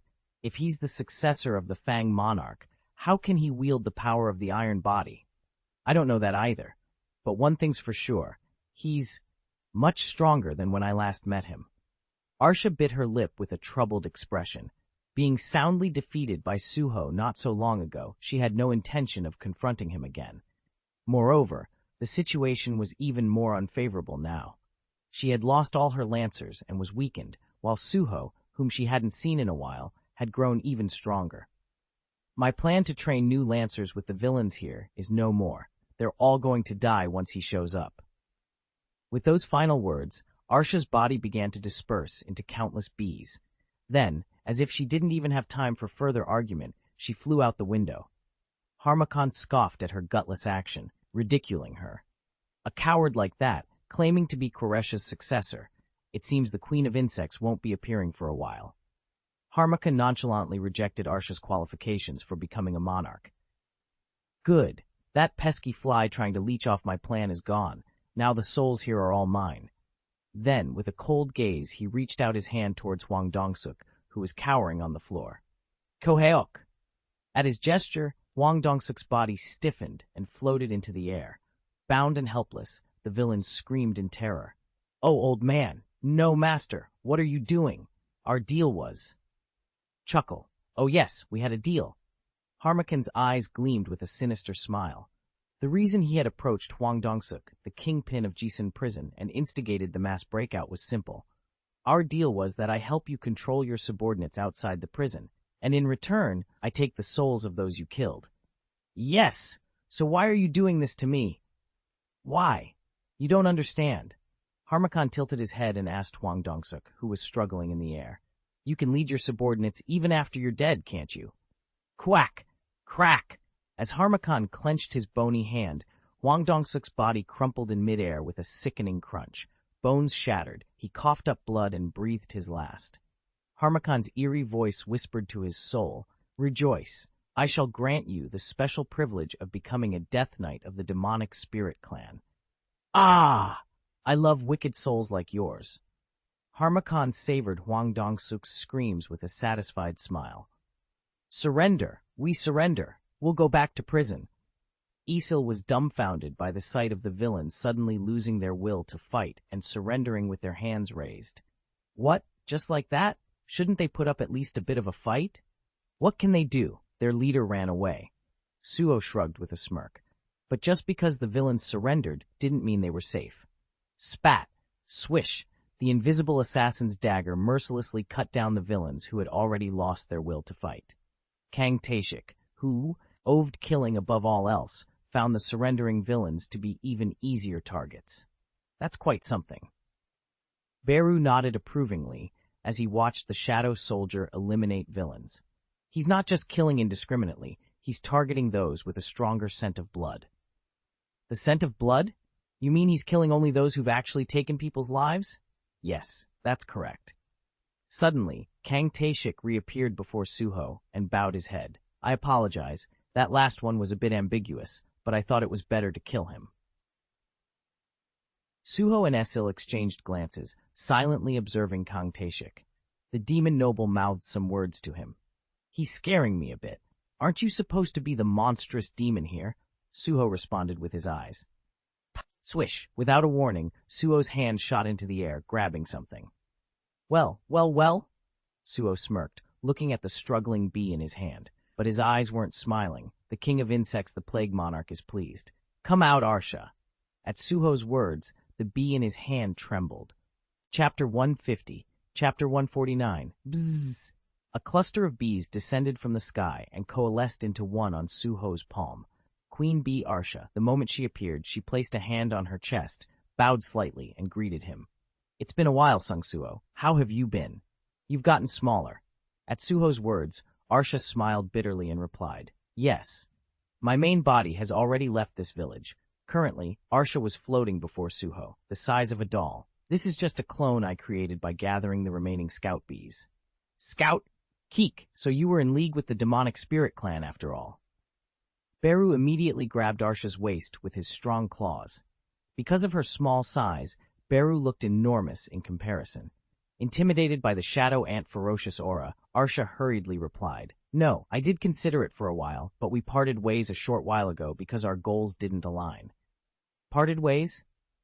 Yes, I had no intention of being hostile towards you, Sung Suho. What? Are you one of Koresha's spawn? Esil's eyes widened at Arsha's sudden appearance. But the one more surprised here was Queen Bee herself. Held in Beru's grasp, she looked at Esil and let out a small gasp. I couldn't believe it when I saw you from afar, but you really are a demon noble. It's an honor to meet you. Yes, it's an honor. Esil responded to Arsha's polite greeting, trying to suppress a smirk. Then, with her nose held high, she introduced herself dignifiedly. I am Esil, the eldest daughter of the Radiru family, and you are? Ah, the great Radir family. I am Queen Bee Arsha. What are you two doing? Suho looked at them with a dumbfounded expression. Arsha felt a chill seeing how close Suho and Esil seemed. To think there was still a living demon noble. That meant this demon in front of her had a high probability of becoming the next demon king. and such a powerful being was now an ally of Sung Suho, the successor of the Fang monarch. No, wait, how did he even manage to gain the power of the iron body? I can't even begin to comprehend what's going on. Moreover, it was quite the coincidence that so many different races gathered in this small, remote village. And the fact that she was currently the weakest among them made Arsha feel even more uneasy. This village was more trouble than it was worth. She regretted ever setting foot here in the first place. In any case, there was only one option left for her in this situation: to grovel. Even though her main body had already left, she had to avoid incurring Suho's wrath as much as possible in case she encountered him again someday. Sung Suho, I truly did nothing but scout in this village. I swear. Arsha pleaded her innocence earnestly, and she began to honestly recount what had happened to her. After that day, I've been wandering around, trying to find places where you weren't present, but it turned out to be more challenging than I thought. The problem started when Suho suddenly decided to become a guildmaster and started raiding dungeons all over the country to gain experience. Whether by coincidence or misfortune, Suho would always plan a raid near wherever Arsha moved to. For him, it was just a one-day visit, but she had to hurriedly leave the area to avoid being detected. Eventually, Arsha couldn't take it anymore and made up her mind. She would leave for another country where Suho wasn't present. However, the Korean peninsula was surrounded by the sea on 3 sides, and it was impossible for bees to cross the Pacific or the Atlantic with their tiny wings. Stowing away on a plane was out of the question as well.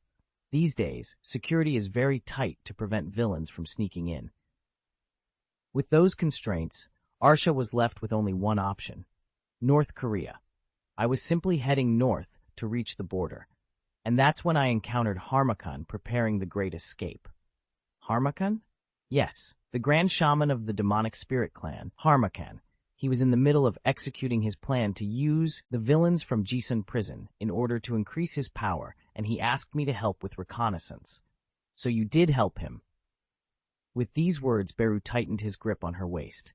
Arsha hurriedly continued. At first, I only helped a little, thinking it was a plan to use villains who deserved to die. If I had known it would escalate to this, I would never have taken part in it. Arsha felt genuinely wronged. To make matters worse, she had first met Suho in the middle of resolving the previous villain situation. If another villain incident occurred with her participating, she couldn't help but worry that Suho might come looking for her. Initially, Harmakan told me he only planned to use the souls of the villains from Jisun prison as ingredients for his magic.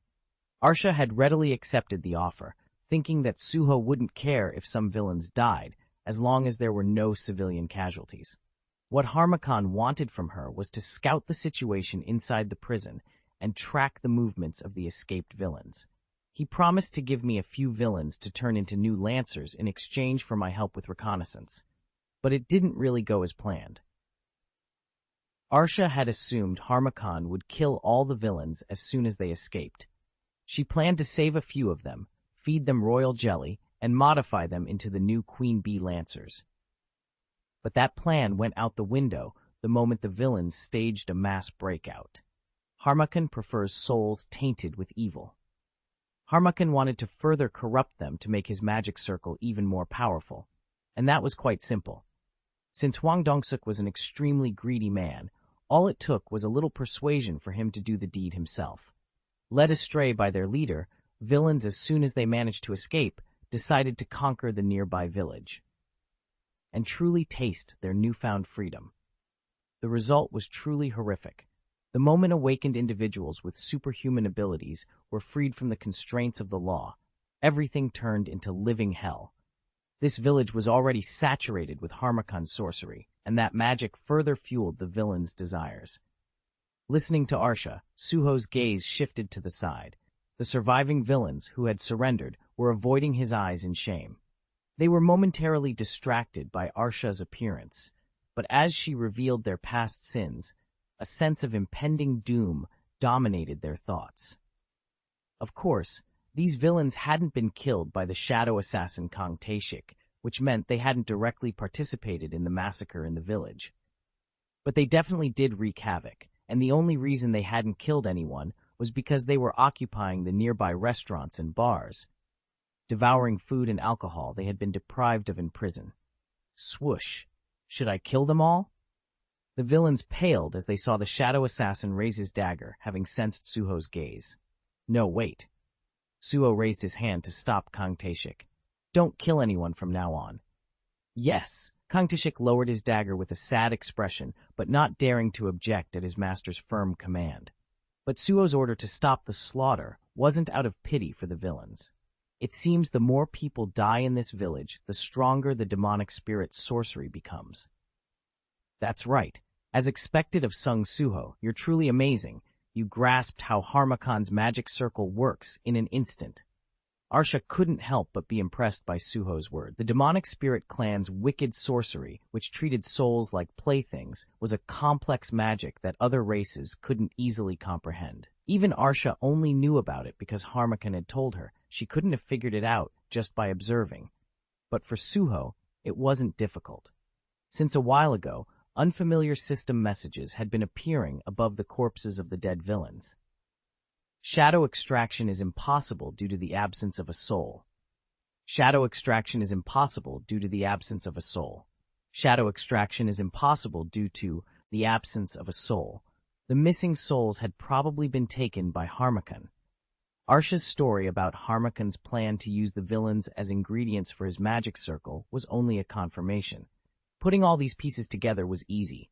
He concluded that the more deaths occurred in this place, the stronger Harmakan's sorcery became. Sung Suho, I can easily guide you out of this village. Just trust me. The quick-witted Arsha offered to show Suho an escape route. No matter how strong Harmakan's illusion was, Arsha was the one who had helped him hide his main body. But no thanks. Suho firmly rejected her offer. It wasn't that he didn't trust her. In times like these, you have to face the enemy head-on. Suho's eyes gleamed as he looked ahead. The Death Knights sent by Harmakan were already approaching. Thump, thump, thump, thump. Empty suits of armor were walking towards them. The ominous aura emanating from within their bodies sent chills down the spines of everyone looking at them. What are those? The villains who had surrendered to Suho paled at the sight of the overwhelming force. In stark contrast to them, Suho felt no fear, only excitement. The enemies had name tags floating above their heads. Seeing this, he couldn't help but grin. Harmakan, you're unexpectedly helpful. That's quite considerate. Beru also chuckled darkly, following Suho's lead.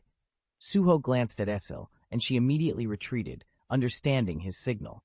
She was not to interfere from now on. Turning the souls of worthless villains who don't even give experience into monsters. Suho chuckled meaningfully, raised his twin swords, and charged forward with Gray. It was time to level up. Quararung. At that moment, Harmakan's giant hands erupted from the ground, picking up entire buildings and swinging them at Suho. Rumble. That's an interesting trick. Suho chose to face it head-on. Chapter 151. Chapter 150. The true disaster had begun. Rumble. The ground and all the buildings in Yamri village began to twist and turn, resembling a stormy sea. Harmakan's sorcery isn't just a simple illusion. It has physical power, so be careful. As Arsha, still held captive by Beru, warned, Harmakan's magic circle, completed thanks to countless deaths, was demonstrating the pinnacle of illusion magic. Successor of the Iron Body Monarch, seeing you struggle will entertain me. Crack, with the eerie laughter that reverberated through the red sky. Harmakan's giant hand brutally tore off a building and swung it down at Suho, who unfazed charged forward and sliced it in half with his sword. Next came a large bus, which exploded in front of him. Quararung, boom, boom, debris scattered in all directions, and through the dust, an armored division, Harmakan's Death Knights, launched a full-scale attack. Crack! You whack! What are these things? The villains who had surrendered to Suho were terrified, scrambling to defend themselves against the Death Knights' attacks. But no matter how they looked at it, they had no chance of winning. The ground beneath them was shaking, and rubble was raining from above. It was a true cataclysm unfolding all around them. The legions of Death Knights charging relentlessly numbered at least in the hundreds. In contrast, there were only a few dozen of them. They were overwhelmingly outnumbered and at a severe environmental disadvantage. This must be a dream, a nightmare. Moreover, the villains, lacking experience in fighting monsters, had no idea how to deal with these enemies. The armor is empty inside. I've heard of these before. They're monsters called living armors. Who cares about their name? Tell me how to kill them. The armor. We have to destroy the armor. Who doesn't know that? Tell us how to destroy it. A tanker needs to hold the line while the damage dealers, but the armor is too tough. The chaotic battlefield was filled with the villains' desperate cries and frantic struggles. Just then, one of the villains with some dungeon experience recalled something and shouted, "No, the gaps. When fighting living armor, you have to aim for the gaps in their armor." The gaps in the armor. The villain's eyes lit up at this seemingly useful information. Yeah, aim for the gaps in the armor. Suddenly. Move. Suho's voice boomed from above. As the villains looked up, their eyes filled with terror. Run! Suho, having caught the large bus Harmacon had thrown at him with both hands. Kwang slammed it down onto the cluster of Death Knights. Boom! Crash! The Death Knights scattered like bowling pins, those in the center being crushed and flattened. Suho landed amidst the terrified villains, revealing his teeth in a wide smile. These are all my prey. Swish! Vulcan's horns, which had been briefly stored in his inventory, reappeared in Suho's hands. He's crazy. As he kicked off the ground and charged forward, the villains who had barely managed to retreat were left speechless. We were trying to fight that guy. Is the outside world hell? They truly regretted their escape. But despite Suho's impressive display, the fight wasn't easy. Clang, clang, clang. The swords aren't as effective as I thought. Death Knights struck by Vulcan's horns had their armor dented, but the damage wasn't significant. Their defense is higher than I expected. Their armor was thick, and its surface was slippery, causing his attacks to glance off instead of digging in. Do you think my soldiers will fall to such meager attacks? With Harmacon's eerie laughter, the Death Knights that had been knocked back rose again, unharmed, and attacked Suho. Whoosh! A Death Knight swung its sword in a wide arc. Suho ducked under the attack and lunged forward, releasing Vulcan's horns from his grip. With his bare hands, he grabbed the knight's head and ripped it off. Crack! As he held the empty helmet in his hands, he could clearly see the inside of the armor, swirling with an ominous aura, or rather, a soul. Suho grinned, revealing his teeth as he stared at the sinister energy within. If the outside is hard, swish! Vulcan's horns, which he had dropped, flew back into his hands. The inside must be soft. Suho reversed his grip on the sword and thrust it into the empty cavity. A silent scream erupted from within the armor. You have defeated a Death Knight. A system message appeared as Suho pulled the sword out, grinning. That's just one. There are hundreds more left. Warned Beru, I know, and it seems these guys can't be turned into shadows? Yes, unfortunately. It seems their souls have been consumed by the demonic spirit's wicked sorcery. As Beru lamented the lost opportunity, a message appeared above the slain Death Knight. The mana is corrupted. Shadow extraction is impossible. It was the same as with the demon souls. But, no problem, we can still make use of them. Suho looked at the empty cavity of the headless Death Knight with a mischievous smile. Quay. Yes. Get in there. As you command. Whoosh!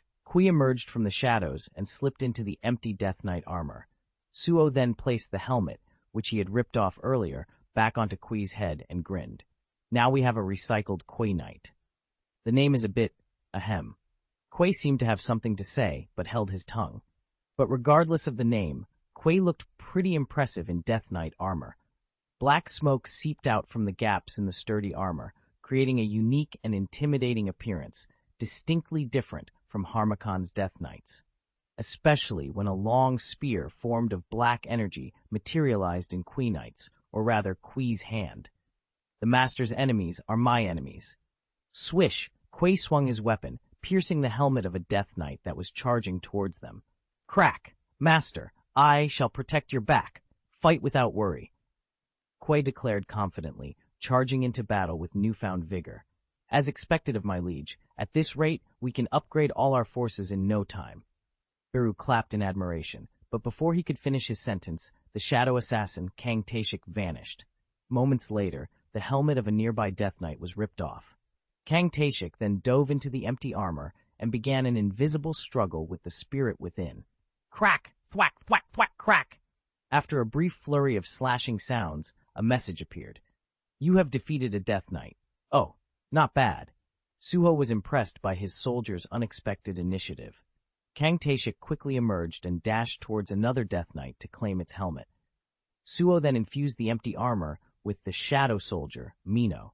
Although the armor shouldn't have fit his size, it miraculously adjusted to his frame, as expected of armor specially crafted by the Grand Shaman of the demonic spirit clan. Boom! Boom! Boom! Boom! As soon as he donned the armor, Mino charged towards the enemies, trampling them all. Suho also started to slowly equip the rest of his soldiers with armor. Harmakan, witnessing this, couldn't help but panic. How is this possible? How are my Death Knights? You should have behaved yourself. Enraged, Harmakan's giant hands erupted from the ground once more, tearing off entire buildings and hurling them at Suho. Boom! Boom! Boom! It was a reckless attack, but its power was overwhelming, and they were still vastly outnumbered. But I'm getting used to their patterns. Suho skillfully maneuvered Gray, dodging the incoming buildings. And while all of Harmakan's large-scale attacks were focused on Suho, his shadow soldiers were steadily reducing the number of Death Knights. Unbelievable. The villains, scattered and fleeing, were at a loss for words at the sight. But the one who was most shocked was Arsha, still held captive by Beru. No, how is this? The Suho who had hindered her in the past and the Suho standing before her now were completely different. It wasn't just about strength or speed. His level has changed. How is this possible for a human? She was simply bewildered. What in the world happened to him? And then she came to a realization. She had always thought humans were the most primitive and weak race, but among them, there existed a being she should never provoke. She was sure that with her current strength, or rather, her abilities, it was impossible to ever stand against Sung Suho. Death Knight defeated. Death Knight defeated. Death Knight defeated. Level up. Yes, thanks to the sheer number of Death Knights, his level was rapidly increasing. He's quite impressive. Why not capture him and make him a shadow soldier? Let's have him turn all the remaining villains into Death Knights and then kill them all. Beru whispered to Suho, suggesting a wicked scheme to take advantage of Harmakan. Beru had no human compassion, as he wasn't even human. And since Harmakan could only turn evil souls into monsters, it was natural for Beru to be tempted. However, while the corrupted spirits of the Death Knights couldn't be turned into shadow soldiers, it was uncertain whether the same applied to Harmakan himself. We'll have to kill him first to find out. And then, Beru's eyes, which had been scanning the surroundings with his antennae twitching, suddenly lit up. Found him. Chapter 152, Chapter 151. Meanwhile, the White Tiger Guild, which was following the villains, was facing significant difficulties. Vice President, we've lost track of the villains again. Is that so? Baek Miho frowned at the guild members' report. The area around Jisun Prison in Pocheon was particularly dense with forests and mountains. For the past 2 days, the White Tiger Guild had been meticulously tracking all predictable movement routes of the villains along the Hantan River, including Bojangsan, Bulmasan, and Unjongsan Mountains. But the results were always the same. Teams B and C also reported losing the trail. I see. Baek Miho nodded and looked at the mountain ridge bathed in bright sunlight with a complicated expression. The dense forest. It was the perfect environment for the villains to hide, but they were nowhere to be found. She gathered all the clues they had discovered so far in her mind. The villains who escaped from Jisun Prison scattered at some point. At first, seeing the traces, she considered the possibility that the villains had a conflict of opinions and split up right after the breakout. Realistically, that was the most likely scenario. They were a group united solely for the purpose of escape, and their leader, Wang Dongsuk, was only a C-rank villain. It was unlikely that his leadership could maintain control over the villains indefinitely. But all those scattered traces disappeared, and not a single one remained? Could this be a coincidence? No way. There was a distinct purpose behind the villains' actions, and that purpose could only lead to one conclusion. It doesn't seem like they split up. It looks like they scattered and then agreed to regroup at a specific location. The guild member nodded with a heavy expression at Baekmiho's words. I think so too. It's hard to believe, but it seems all 500 of them are moving with a single goal in mind. We don't know what that is, but the most likely possibility is Hwang Dong-soo, right? The guild member fell silent at Baekmiho's words. He had no choice but to be careful with his words. If an S-rank villain was involved, this was no ordinary matter. Baekmiho let out a quiet sigh and continued, the possibility of Hwang Dong-soo's involvement in this incident is increasing. I heard you received information from Hunter Sung Suho that the likelihood of that is low. Yes, I did. Baekmiho recalled the information Suho had given her. Hwang Dong-suk and Hwang Dong-soo aren't on good terms. This was the information Suho had obtained as soon as he met Kang Taeshik, and in return, Baekmiho had shared all the routes the White Tiger Guild was currently searching with Suho. Thanks to that information, Suho, with Gray leading the way, began looking for villains in the remaining areas, excluding the ones the White Tiger Guild was already covering. As previously agreed, they were sharing information and cooperating. Baekmiho was greatly relieved after hearing from him. In fact, the most significant reason other hunters were hesitant to help with this incident was the possibility of Hwang Dong-soo's involvement. There's also the possibility that the information is wrong. Or rather, no matter how strained their relationship is, a brother wouldn't want to see his own sibling die. Blood is thicker than water. Is that what you're saying? At the guild member's words, Baekmiho's expression turned grim. The thing she worried about the most was becoming more and more likely. The power of an S-rank awakened was truly a force of nature. Hwang Dong-soo was someone the White Tiger Guild couldn't handle without their leader. Of course, if we went all out, we could probably injure him, but in return, they would have to risk their lives. They might even face annihilation. In the end, only another S-rank can deal with an S-rank. Having organized her thoughts, Baekmiho finally made a decision. We need to request support from my father, the guildmaster. Yes, I'll contact him right away. As Baekmiho finished speaking, the guild member immediately tried to contact the White Tiger office. And a moment later, a reply came. The chairman said he'll head to Pocheon as soon as possible. Baekmiho breathed a sigh of relief at those words. The reason Baek Yunho, the leader of the White Tiger Guild, hadn't participated in this incident from the beginning was simple. He was busy. It wasn't simply a matter of how expensive his time was. The few S-rank hunters were constantly busy dealing with the most dangerous dungeons in the country, and no one could replace them.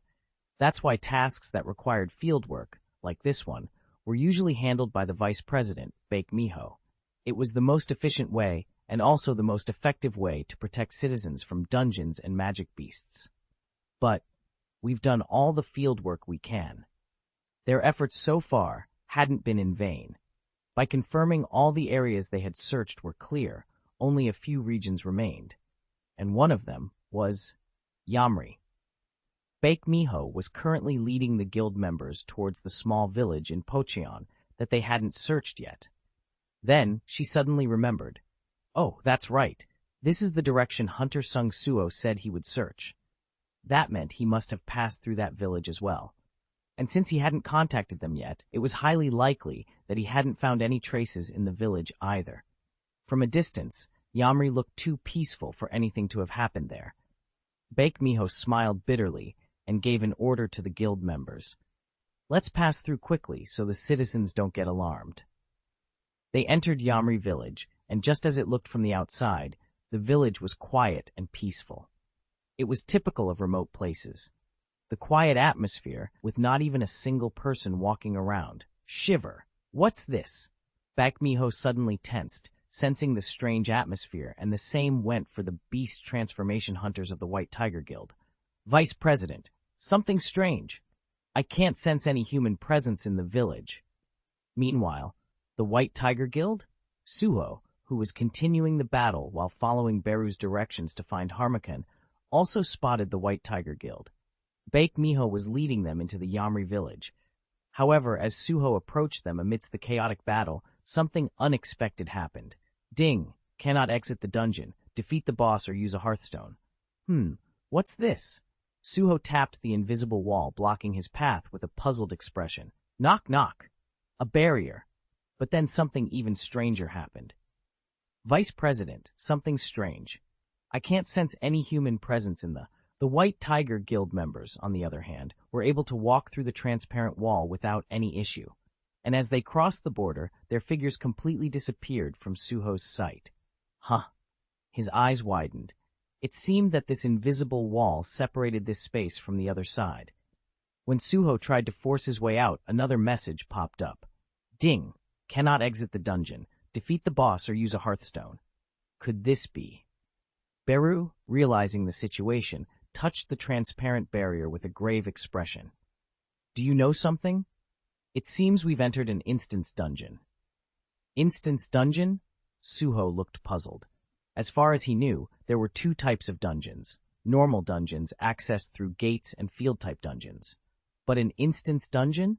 Leaving aside whether such a dungeon existed, he hadn't even stepped foot in a gate in the first place. Did we pass through a gate without realizing it? That's not the issue. An instance dungeon isn't a real, physical dungeon.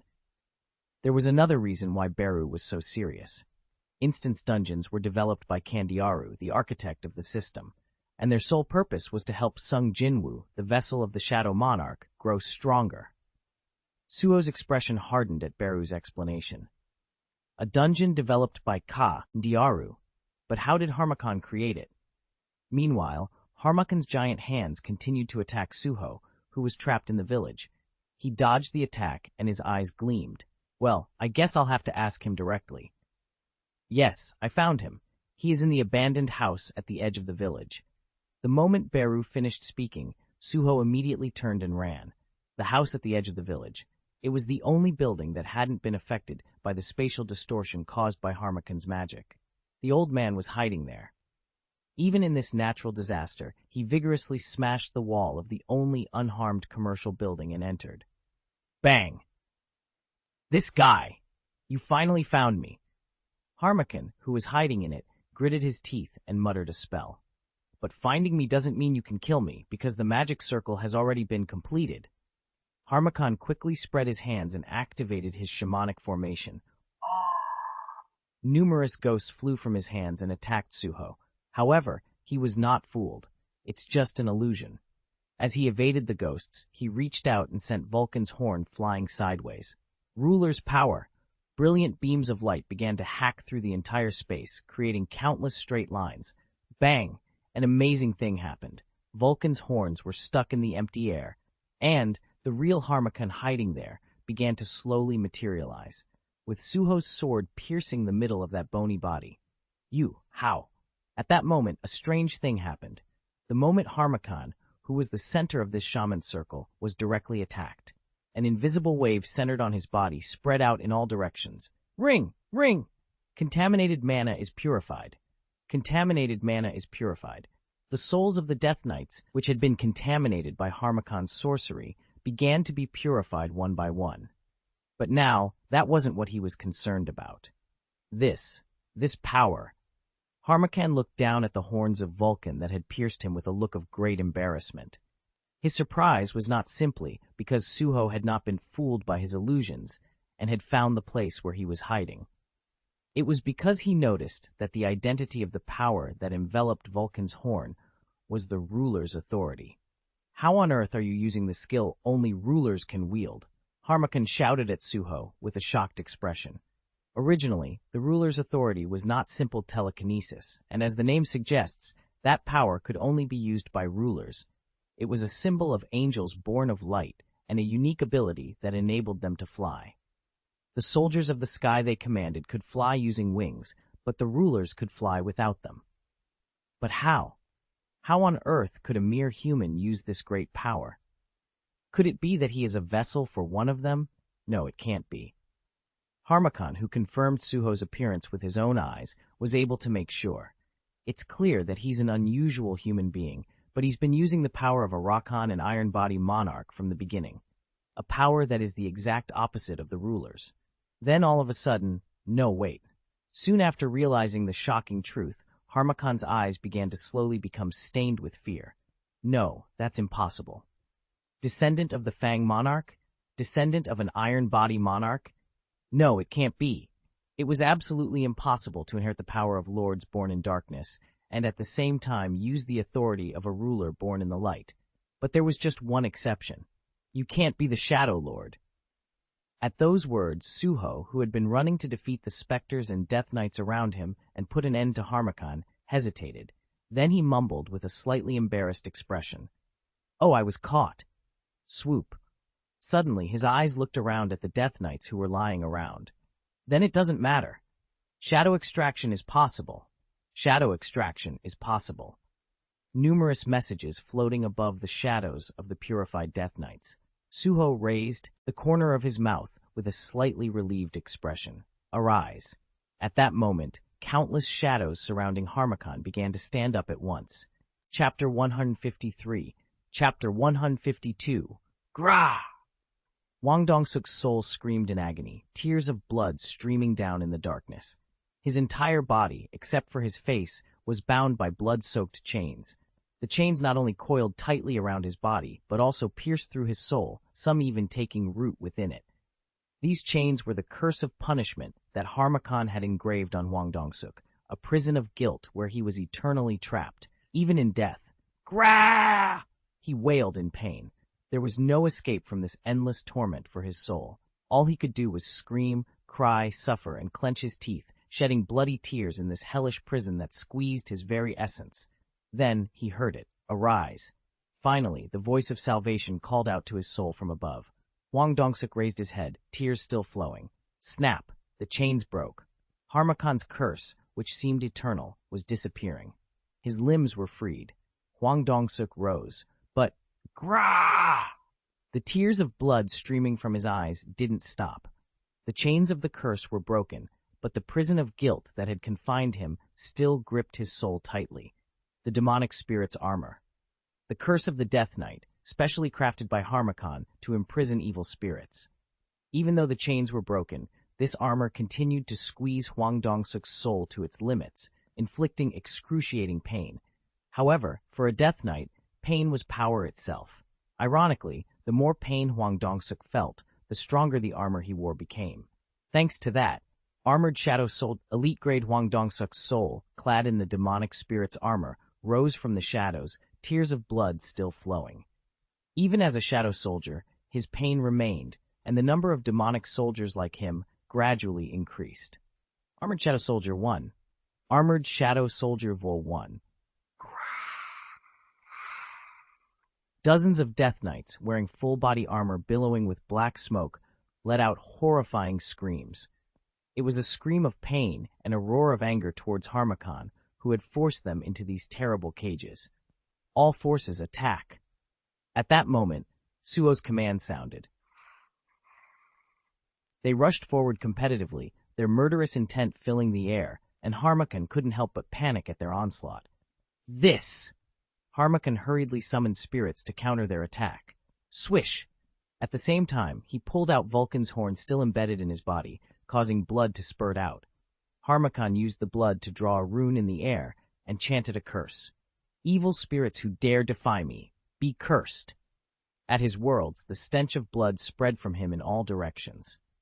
The Grand Shaman of the demonic spirit clan, Harmakan, uses skill, damage amplification, increases the damage taken by those cursed. Even normal attacks will inflict critical wounds. Damage amplification, Suho's eyebrows shot up at the successive system messages. Harmakan's curse had been applied to all the shadow soldiers. As a result, the attacks of the specters he controlled began to inflict far greater damage. Simultaneously, Harmakan unleashed a new curse. The land of death shall descend upon this place. The Grand Shaman of the demonic spirit clan, Harmakan, uses skill exploitation. Harmakan recovers HP equal to 2% of the damage he inflicts on his opponents. Every time the demonic spirits attacked the shadow soldiers, Harmakan's wounds were healed little by little. Beru, amazed by this spectacle, shouted to Suho, "My liege, he's quite proficient in curses." Indeed, his combos are something else too. As expected of a Grand Shaman, increasing harm done to enemies and then absorbing a portion of that amplified damage.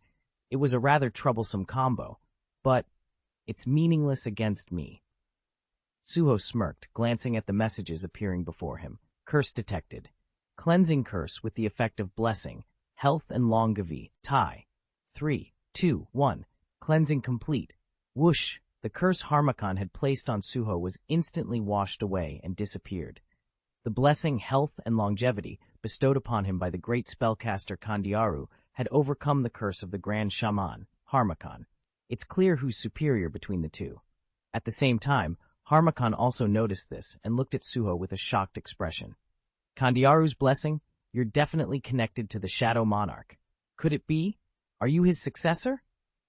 At first, he was in shock, but soon Harmacon's eyes were filled with greed as he licked his lips, looking at Suho. Kwekwe! What a windfall! I thought I only suffered losses today, but to discover such a valuable research subject. Foosh! All the specters around Harmacon swirled and were sucked into his body. And with that, his presence before Suho became even larger.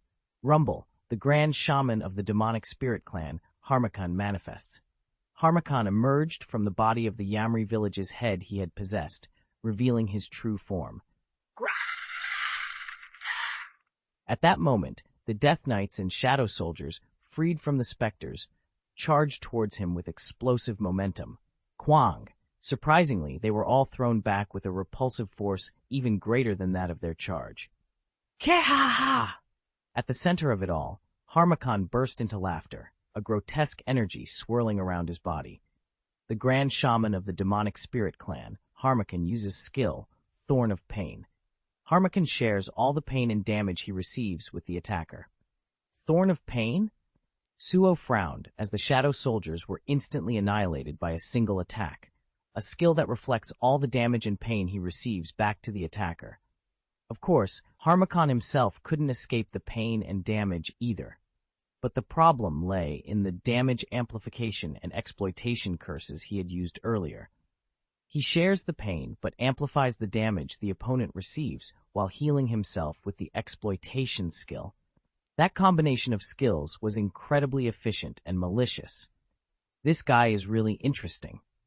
Suho chuckled and pulled back all the Shadow Soldiers who were recovering from their injuries. He then ordered all his Shadow Soldiers to eliminate the remaining Death Knights swarming the village, and it was time to go all out against the boss monster. Essil!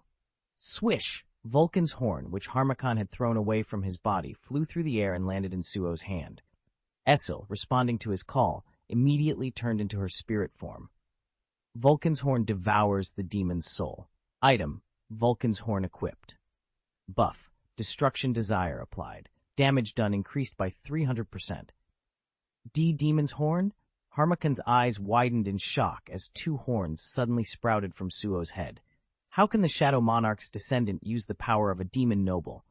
But it was too early to be surprised. Spirit Possession, Giant's Armor, Grassland's Wind, Iron Body Technique. Suho applied all the skills to his body, and with each one, Harmacon's eyes grew wider in disbelief. This is impossible. Even if you're the descendant of the Shadow Monarch, how can a mere human body wield such diverse powers?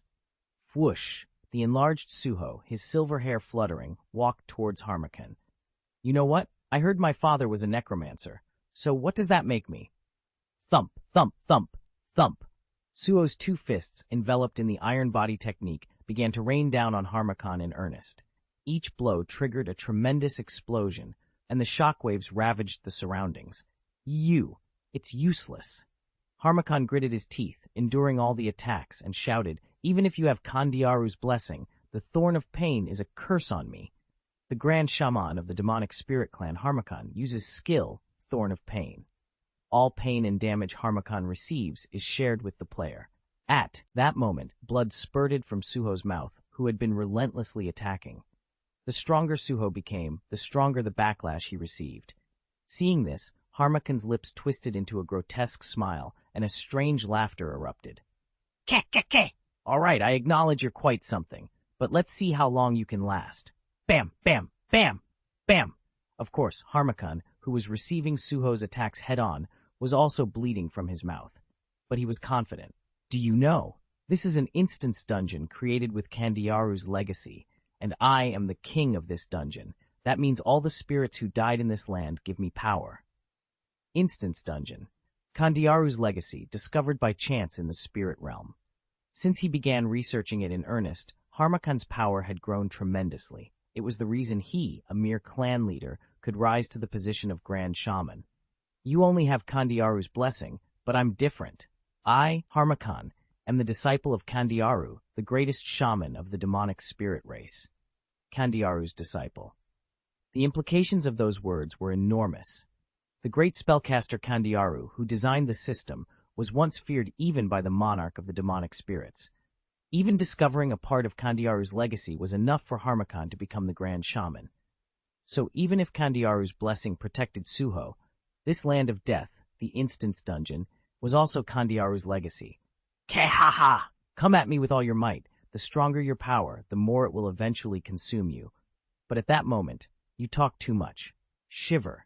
Harmakan couldn't help but feel a chill at Suho's words. Wait a minute. Something was strange. Come to think of it, Suho hadn't stopped attacking even for a moment, despite sharing all the pain. Did it hurt? Of course it did. But so what? Suho was smiling, even with blood trickling from his lips. I'm confident in my endurance, too. Whenever Suho was about to sleep, Beru would sit beside him and tell him stories of the past. Most of those stories were Beru's first-hand experiences, but some were about Sung Jinwoo's younger days, which Beru had heard about. My father had a job change quest. He said his father's first job was necromancer. It was probably a job assigned to increase his power gradually until the vessel was suitable, according to the system's design. However, his father's growth surpassed the system's design, and he was able to change jobs directly to the Shadow Monarch. At that time, his father's level was only 40, but Suho was already past that, approaching level 50, and yet no job change quest had appeared. The reason was obvious. The leveling system was solely designed to create the vessel of the Shadow Monarch. The job change quest was just a facade, a mere step for his father to grow into a suitable vessel. That's why Suho couldn't become a necromancer, a Shadow Monarch, or anything else. Suho's eyes shone intensely as he looked at the top of his status window, which had always been blank. So, even without a job change quest, so what? I can decide for myself. For now, he just needed to trust the sturdy body his father had passed down to him, use all his strength to crush and shatter the enemy before him, and move forward. That was all he needed to do for now. So for now, I'm a barbarian. A warrior who endures all pain with sheer resilience and relentlessly attacks powerful enemies. That's what I've decided. Ding! Martial arts level 1 acquired. Suddenly, even greater power surged into his fists. Finally, a scream of pain erupted from Harmakan's mouth. Chapter 154, Chapter 153. The village was quiet. It was excessively quiet, almost peaceful. At least that's what Baek Miho thought before she knew the truth. Vice President, this house is also empty. There's no one inside these shops either. With each report, she frowned and looked around. I can't figure this out. What on earth happened in this village? It was unthinkable, but if they had found even a single corpse, there might have been a clue to what had transpired. However, despite thoroughly searching every corner of the village, they hadn't found a single person, nor could they locate any signs of violence. How is this even possible? The situation was absurd. If all the villagers had left, there should have been at least some footprints or traces of their movement. But there was nothing. It was as if all the citizens of this village had vanished in an instant, like they all evaporated. Vice President, none of the villains from Jisan prison have skills that could cause such a phenomenon. Yes, I know. In the end, only one thing came to mind in this unreal situation. Is there any chance a gate opened somewhere in this village? That's the most plausible explanation, but there's no blue fog. Indeed, there was no sign of the blue fog that usually emanated from a gate, making it difficult to believe a dungeon had appeared. Baek Miho, with a grave expression, picked up her phone as she listened to the continuous reports from the guild members searching the village. First, I need to contact the association. Crack! At that moment, a crack appeared in the clear sky above their heads. There! Look at the sky! Someone shouted, and all the hunters looked up. Crack! Crack! Crack! In that instant, the crack in the sky widened, splitting and shattering like glass, collapsing downwards. Rumble. What? Everyone gather! Yes! At Baekmiho's stern command, the White Tiger Guild members scattered throughout the village gathered around her at an incredible speed. Prepare for battle. But even before the order was finished, the White Tiger Guild members, already in full readiness, had their eyes burning with fighting spirit. But even more surprising events unfolded next. The transparent barrier that had been enveloping the entire Yamri village like a dome shattered into pieces. Shatter! Ugh! The White Tiger Guild hunters were startled and covered their noses. This smell. Suddenly, the stench of blood filled the air from all directions. They had expected the ground to cave in or buildings to collapse when the sky crumbled, but their predictions were completely off. The village's landscape remained unchanged. The only difference was that the people who had vanished without a trace had reappeared. But their reappearance was far from peaceful. Countless corpses, their bones exposed, lay scattered across the blood-soaked ground. A gruesome scene of carnage, as if their life force had been sucked out, unfolded in the village. Could these all be the missing citizens? People, the hunters saw it. Amidst this horrific scene, a lone man stood tall in the center. Baekmiho immediately recognized him and her eyes widened. Hunter Sung Suho? Ah! Suho finally raised his head and looked at the White Tiger Guild hunters staring at him. He met Baekmiho's gaze and gave a faint smile. Perfect timing. It was getting tedious counting them all. Could you help me out? Are there 500? What? At Suho's words, the hunters were taken aback and looked around at the corpses. Then, could all these bodies be? Their eyes widened in horror. Gasp! Villains! All these corpses are villains. What? It's true. Surprisingly, electronic anklets were attached to the ankle bones of all the dead bodies. Then, could all these villains have been defeated by him alone? Everyone's gaze focused on Suho once again. Amidst the countless gazes filled with shock and awe, Suho merely ran his fingers through his sweat and blood-soaked hair and sighed. Yuck, I feel sticky. Even with leveling up, only his health recovered.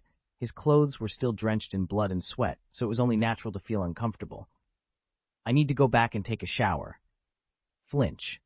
As Suho slowly walked towards her, Baekmiho almost stepped back instinctively, barely managing to stop herself.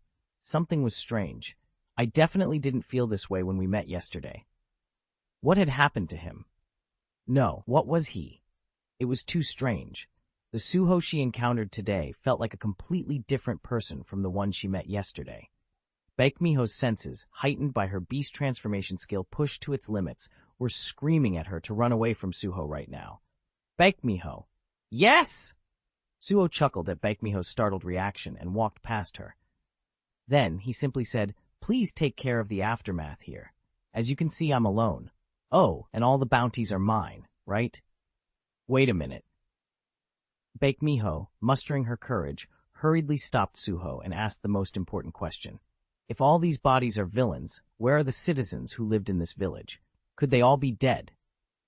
At that, Suho briefly lowered his head and gazed at his feet. Baekmiho's gaze followed his, but there was nothing there except his shadow. Could the citizens all be buried underground? Eek! Baekmiho screamed in surprise as Suho suddenly raised his head. Then, she quickly covered her mouth with both hands, and Suho grinned. Fortunately, it seems there are quite a few people still alive. Go towards the village hall. As Suho said, they found a considerable number of people collapsed and unconscious at the village hall. They all looked pale, as if their life force had been drained by a vampire, but they were still alive. What in the world? How?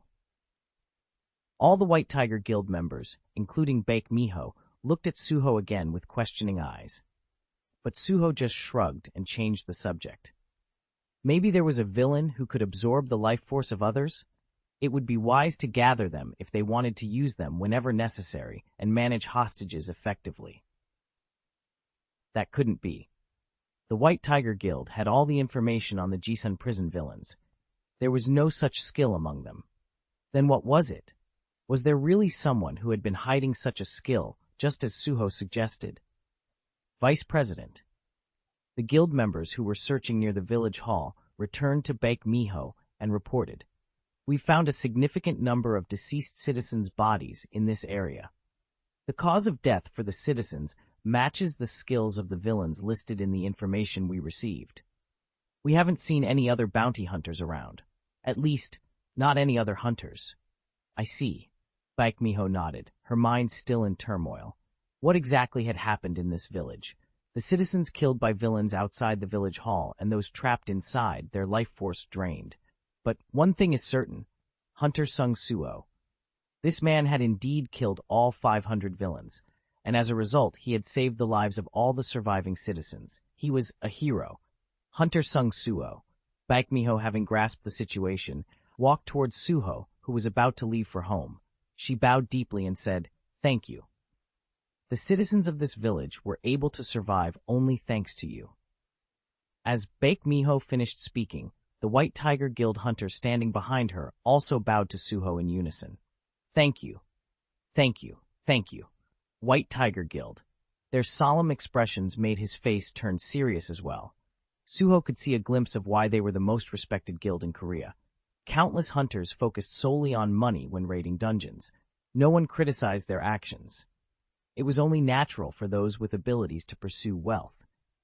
But at least, the hunters standing before him were different. They were hunters who genuinely wanted to protect the citizens by hunting magical beasts. Feeling their sincerity, Suho also bowed deeply in return. Suho sat leisurely on a mountainside far from Yamri village, watching the White Tiger Guild rescue the survivors. Suddenly, Beru's voice came from behind him. "It seems this one still has some energy left. Lift one leg." At Suho's command, Harmakan, who had been lying face down with his head bowed, hurriedly lifted one leg. His trembling leg looked pathetic. Thanks to leveling up after defeating Harmakan, the number of shadow soldiers Suho could store had increased. As a result, he immediately extracted Harmakan's shadow, and this was the outcome. Elite Knight grade, huh? No wonder it was so hard to deal with him. Harmakan had become the highest grade soldier Suho had ever obtained. However, a high grade didn't necessarily mean high defense. Harmakan's true power lay in his potent curses and magic, so even this simple physical punishment caused him immense pain. Considering all the evil deeds he had committed, Suho planned to continue this training from time to time. At that moment, another shadow soldier materialized out of thin air and knelt before Suho, bowing his head deeply. "Please, bestow a name upon me." "Ah, right, I forgot about this one." Suho's gaze fell upon him. It was Kang Taeshik, the former bounty hunter. He had proven his talent as a shadow assassin in actual combat, but the name floating above his head had changed from before. "I guess it's because the number of shadow soldiers I can store has increased. But he's already leveled up that much?" He started at level 1, so just how much had he accomplished in a single day? Suho pondered for a moment, looking at Kang Taeshik's soul, solemnly awaiting his judgment. "A name?" "A name." After a brief moment of contemplation, Suho smiled and spoke. "Kira." The name of a character from an old cartoon who killed without hesitation suddenly came to mind. "From now on, your name is Kira." "Thank you, Master." As Suho gave him a name, the shadow assassin Kang Taeshik bowed his head even lower. At that moment, the information above his head was updated. Kira 5, Night Grade, Chapter 155, Chapter 54. All right, then. After giving Kira his name, Suho's gaze shifted to the side. There was a reason he was still lingering near the village, even after resolving the Jisun prison incident. It was because of Queen Bee Arsha, who had inadvertently discovered Suho's true identity. "Suho, my main body has already left this village, so it's pointless for you to keep searching for me. Queek." Beru squeezed Arsha's waist, and the doll-sized Arsha's body crumpled. But it was all an act. The clone was merely a collection of bees, a hollow shell connected only mentally to her main body. Crushing it wouldn't cause her any pain. "My liege, we must find and kill her. If this queen bee colludes with Itarim's apostles in the future, it will be a disaster." Beru's expression was grave. When Suho revealed his shadow powers while fighting Harmakan with all his might, Arsha, who happened to be nearby, also realized his true identity. That's why, as soon as the instance dungeon disappeared after defeating Harmakan, Suho immediately dispatched all his shadow soldiers to search for Arsha's main body. However, even with Gray's keen senses and Essil's help, finding Arsha's main body wasn't easy. The reason was simple. The entire area was covered in dense forests and mountains. Pocheon City, with its abundance of insects living in the woods, was the perfect hiding place for bees. Tsk.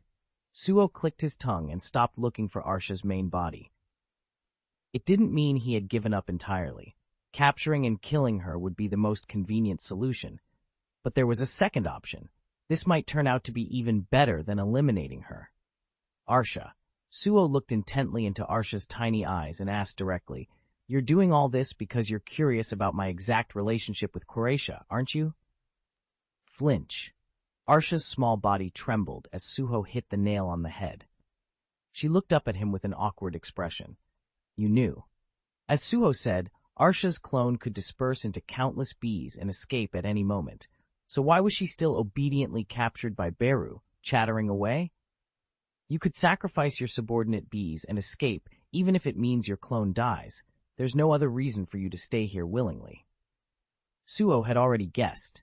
You really are curious about my relationship with Croatia. Sigh, as expected of Suho. Arsha finally sighed and revealed her true intentions. Yes, that's right. Arsha's voice trembled with tension. She had lived her entire life striving to become the successor of the Queen of Insects, the Plague Monarch, Croatia. But for some reason she could sense a trace of Croatia's energy from Suho, which left her extremely bewildered. Of course, the energy was so faint that it was like a pheromone, undetectable to anyone but other insects. It definitely wasn't like this when we first met. Arsha recalled her first encounter with Suho. Back then, only the scent of a beast emanated from him, so I naturally assumed he was the descendant of the Fang monarch. But the problem arose afterward. When Suho fought her lancer, Lee Min-sung, she sensed another energy besides the beastly scent. A poisonous aura was surging from his entire body.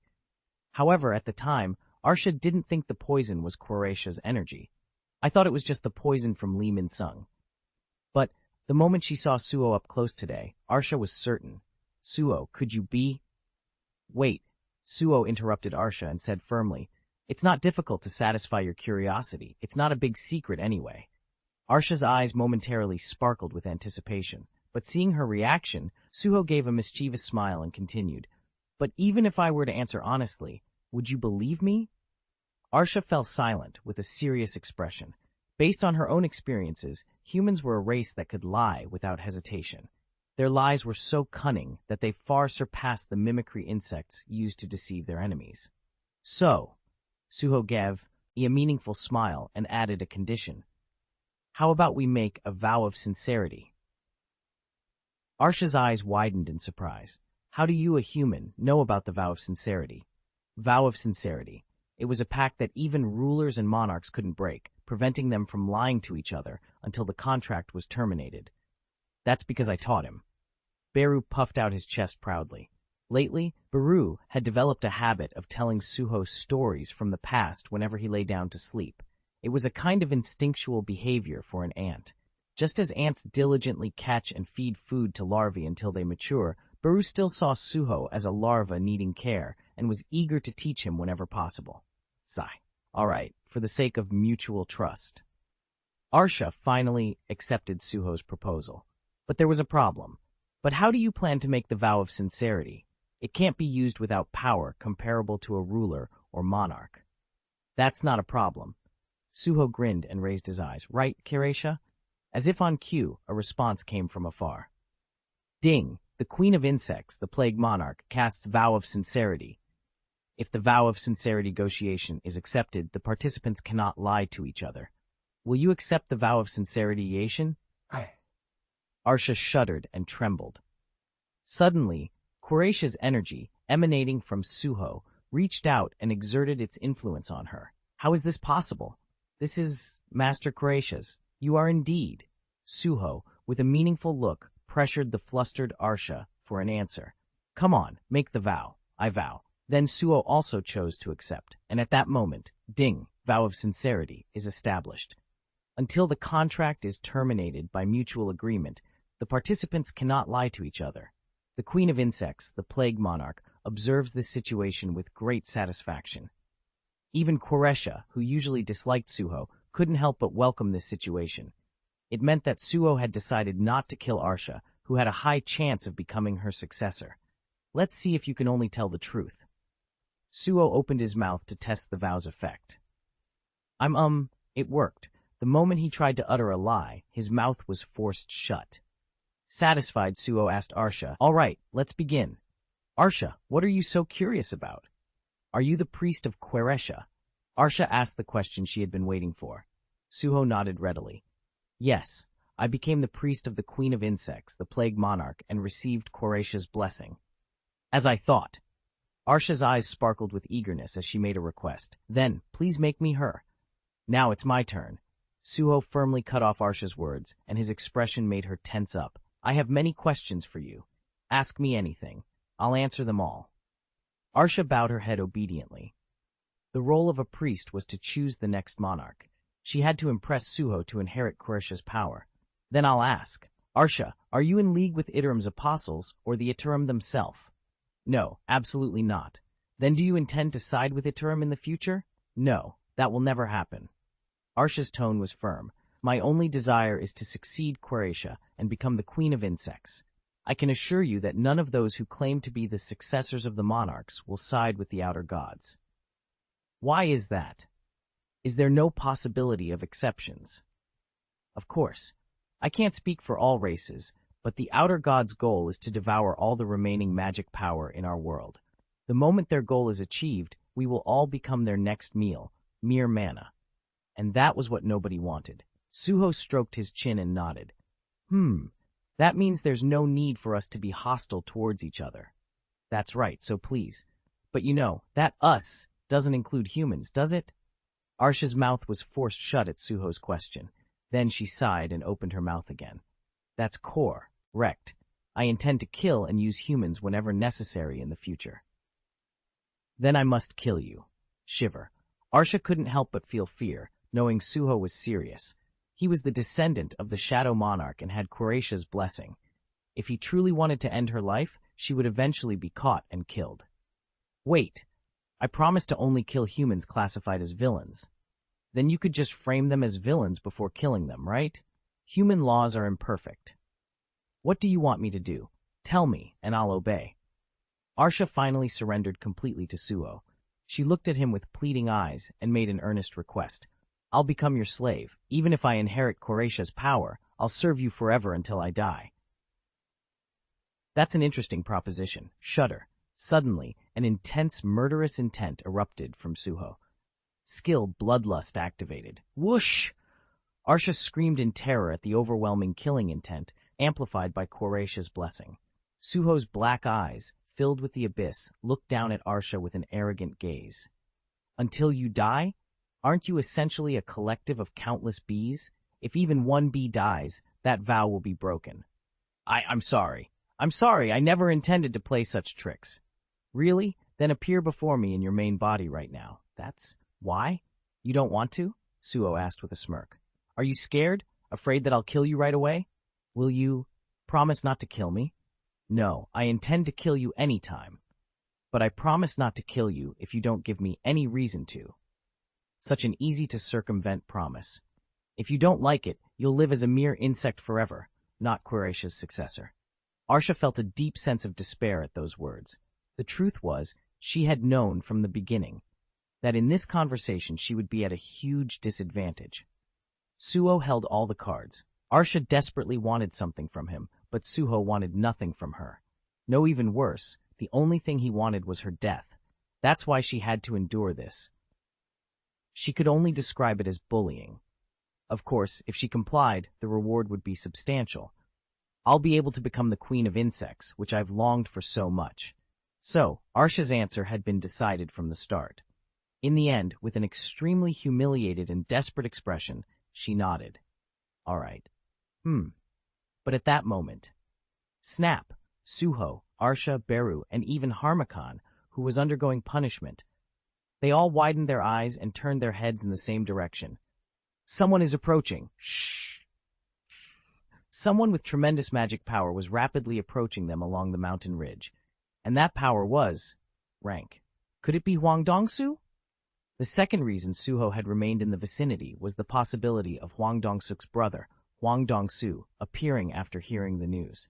Everyone, hide! The moment Suho gave the order, all the shadow soldiers disappeared. Kwang! Finally, he arrived before Suho. But it wasn't Hwang Dong-su. Such a pungent smell of blood. The moment he spotted Suho, he unleashed a ferocious aura and threw a punch with his white, fur-covered fist without hesitation. Kwang! Suho hurriedly dodged the attack, and the newcomer roared at him, baring his teeth. Growl! You dodged that? You're definitely a villain. No, I'm not. I'm Suho.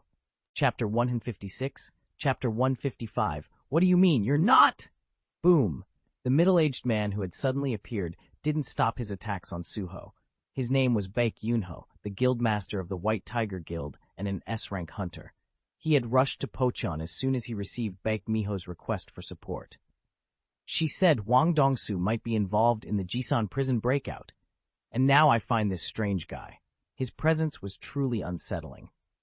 Baek Yunho could bet everything on Suho being a villain. The ominous aura he had sensed the moment he entered Pocheon, the pungent smell of blood emanating from this suspicious guy he found while following that aura. There are only two kinds of people who give off such an eerie smell, a villain or a bounty hunter who hunts villains. And Baek Yunho was 200% certain that Suho was a villain. It was obvious, wasn't it? Someone skilled enough to dodge his, and S-ranks, attacks couldn't possibly be chasing mere villains. Besides, there was one more thing. Clear evidence that solidified his belief that this suspicious guy was a villain. You're not a villain? Do you think I'll fall for such a flimsy lie? Reveal that ominous power you're hiding. Baek Yunho relentlessly pressured Suho, who effortlessly countered his attacks. However, it was because Baek Yunho wasn't using his full power yet. The S-rank hunter's true strength was far beyond this. He was still holding back, wary of the ominous power Suho was concealing. Ominous power? Suho's brow furrowed at those words. It must be. He's probably talking about Harmakan, my liege. At Beru's whisper, Suho sighed softly. Indeed, Harmakan, a demonic spirit, was a being whose very existence was ominous, corrupting the souls of others and using their despair as the source of his power. Suho had taken him in as a shadow soldier because he was useful, but he hadn't expected it to lead to such a troublesome misunderstanding. Just you wait, Harmakan. Suho inwardly gritted his teeth, and Harmakan, sensing his displeasure, trembled in fear within the shadows. Psst! Moreover, there was another reason for Suho's bad mood. Of all times, taking advantage of the chaos, Arsha had transformed into ordinary bees and was observing the situation from a distance. Where are you looking? How dare you act nonchalant in front of me? Ah! The continuous attacks from Baek Yunho left no room for distraction. Suho grumbled and thought of the most efficient way to end this pointless fight. Whoosh! Suho immediately changed direction and started running at full speed. Stop right there! Baek Yunho, seeing Suho flee, chased after him with ferocious speed. He was genuinely dumbfounded. Who was he? He was Baek Yunho, the strongest beast transformation hunter alive. Surely, this villain knew that too. You might have avoided being caught initially, but you don't seriously think you can fool my senses and escape, do you? Of course, if the opponent were an S-rank villain like Hwang Dong-su, it would be a different story. But this young man was clearly not Hwang Dong-su. No matter what power he was hiding, how dare he turn his back on an S-rank hunter? But what's this? Something was strange. No, it was very strange. Why is he so fast? Baek Yunho couldn't help but be flustered. No matter how much he chased, the distance between him and the fleeing villain didn't close. Of course, playing tag in a dense forest was tricky. The irregularly grown trees made it impossible to run in a straight line. In such situations, agility was usually more helpful than strength. However, seeing the guy running ahead, he couldn't make such excuses. Crack! Crash! Boom! Boom! What a brute. The young man was running in a straight line, not dodging any trees but smashing through them with his body. Is he using some kind of running or dashing skill? No, it didn't feel like he was using any skills. Baek Yunho, who had been constantly wary of the power Suho was hiding, could sense that he wasn't seeing any skills right now. No, that can't be. It must be a skill. Yes, it had to be a skill. If it wasn't, How could he do such a ridiculous thing with just pure strength? Shiver. Wait a minute. Come to think of it. A sense of foreboding washed over Baek Yoonho as he chased Suho. Could he be heading, as if to confirm his fears? Suddenly the dense forest ended and his vision opened up, and beyond that, a small village came into view. There, he saw the White Tiger Guild members diligently rescuing the survivors of Yamri village. Oh no! Baek Yoonho, realizing Suho's intention, panicked. He immediately unleashed his full power. Beast transformation. Complete transformation. His entire body began to morph into a monstrous form. Baek Yoonho hated showing this hideous appearance to others, so he rarely went all out unless absolutely necessary. But now wasn't the time for such concerns. At the end of the villain's path, Baek Miho, his daughter, and the vice president of the White Tiger Guild, was in the village, commanding the guild members. Despicable bastard! How dare he try to take my daughter hostage? Quo! The moment his beast transformation activated, his speed increased dramatically, and finally, his sharp claws were about to slash the villain's back. Hunter Sung Suho? Baek Miho, sensing a familiar presence, turned her head and blinked. Why are you back? Did you forget something? I'm here to deliver your father. My dad? At that moment, Baek Yoonho froze, and he was utterly bewildered, but in a completely different sense than before. Dad? You said dad? An awkward silence hung in the air amidst the rescue operation in Yamri village, where numerous ambulances and healers were coming and going. Of course, the only one with an awkward expression here was Baek Yoonho, and before him stood Baek Miho, arms crossed glaring at him. Dad. Flinch. Baek Yoonho's shoulders flinched at his daughter's cold words. Aren't you going to apologize? And no, I really felt it, you know. I really sensed an ominous aura from him. Then what kind of aura was it? I don't feel it at all now, though. Then maybe he picked it up while fighting villains here. Baek Yoonho, intimidated by his daughter's sharp gaze, averted his eyes and muttered in a sulky voice. But you know, he reeks of blood all over. That's obviously the blood of the villains. And of course he smells like blood when he's covered in it like that. Do you know? It was 500, the number of villains Hunter Sung Suho faced alone today. Baek Miho's words were undeniably true, and Baek Yoonho's gaze sank lower and lower with each argument she made. And he couldn't even go home and shower because of someone. Honey, but still, you should use honorifics. Baek Yoonho, having failed to gain any ground, lowered his head again. But even amidst this, he still couldn't shake his suspicion of Suho. Logically, it didn't make sense, but his senses were far more accurate than logic. The aura I felt wasn't a mistake, and it was definitely something ominous, something a human couldn't possibly possess. In the end, Baek Yoonho decided to trust his instincts. Dad, stop it. Hey! Ignoring his daughter's words from behind, he strode towards Suho. He reached out and grabbed Suho's shoulder, saying, Your name is Sung Suho, right? I heard you're a C-rank hunter? Ha! As if. This guy, a C-rank hunter? A mere C-rank hunter defeating 500 villains alone? That was more absurd than a stray dog turning out to be a boss monster of a dungeon. False rancor. Baek Yoonho growled softly into Suho's ear. A very small number of hunters could control their magic power. If they wanted, they could lower their rank during the magic power measurement. These hunters, who hid some of their magic power and received a lower rank than their actual one, were commonly called false rankers. And most false rankers are twisted kill-ers who enjoy massacres. What are you trying to say? Baek Yoonho, seeing Suho's nonchalant expression, gave a meaningful smile and exuded an intimidating aura. He carefully imprinted Suho's face in his mind and pressed him further. Go to the association right now and get re-evaluated. Of course, even then, I'll keep an eye on you, so be careful with everything you do. But something was odd. Eyes, nose, mouth. Baek Yoonho's expression grew increasingly strange as he memorized Suho's face.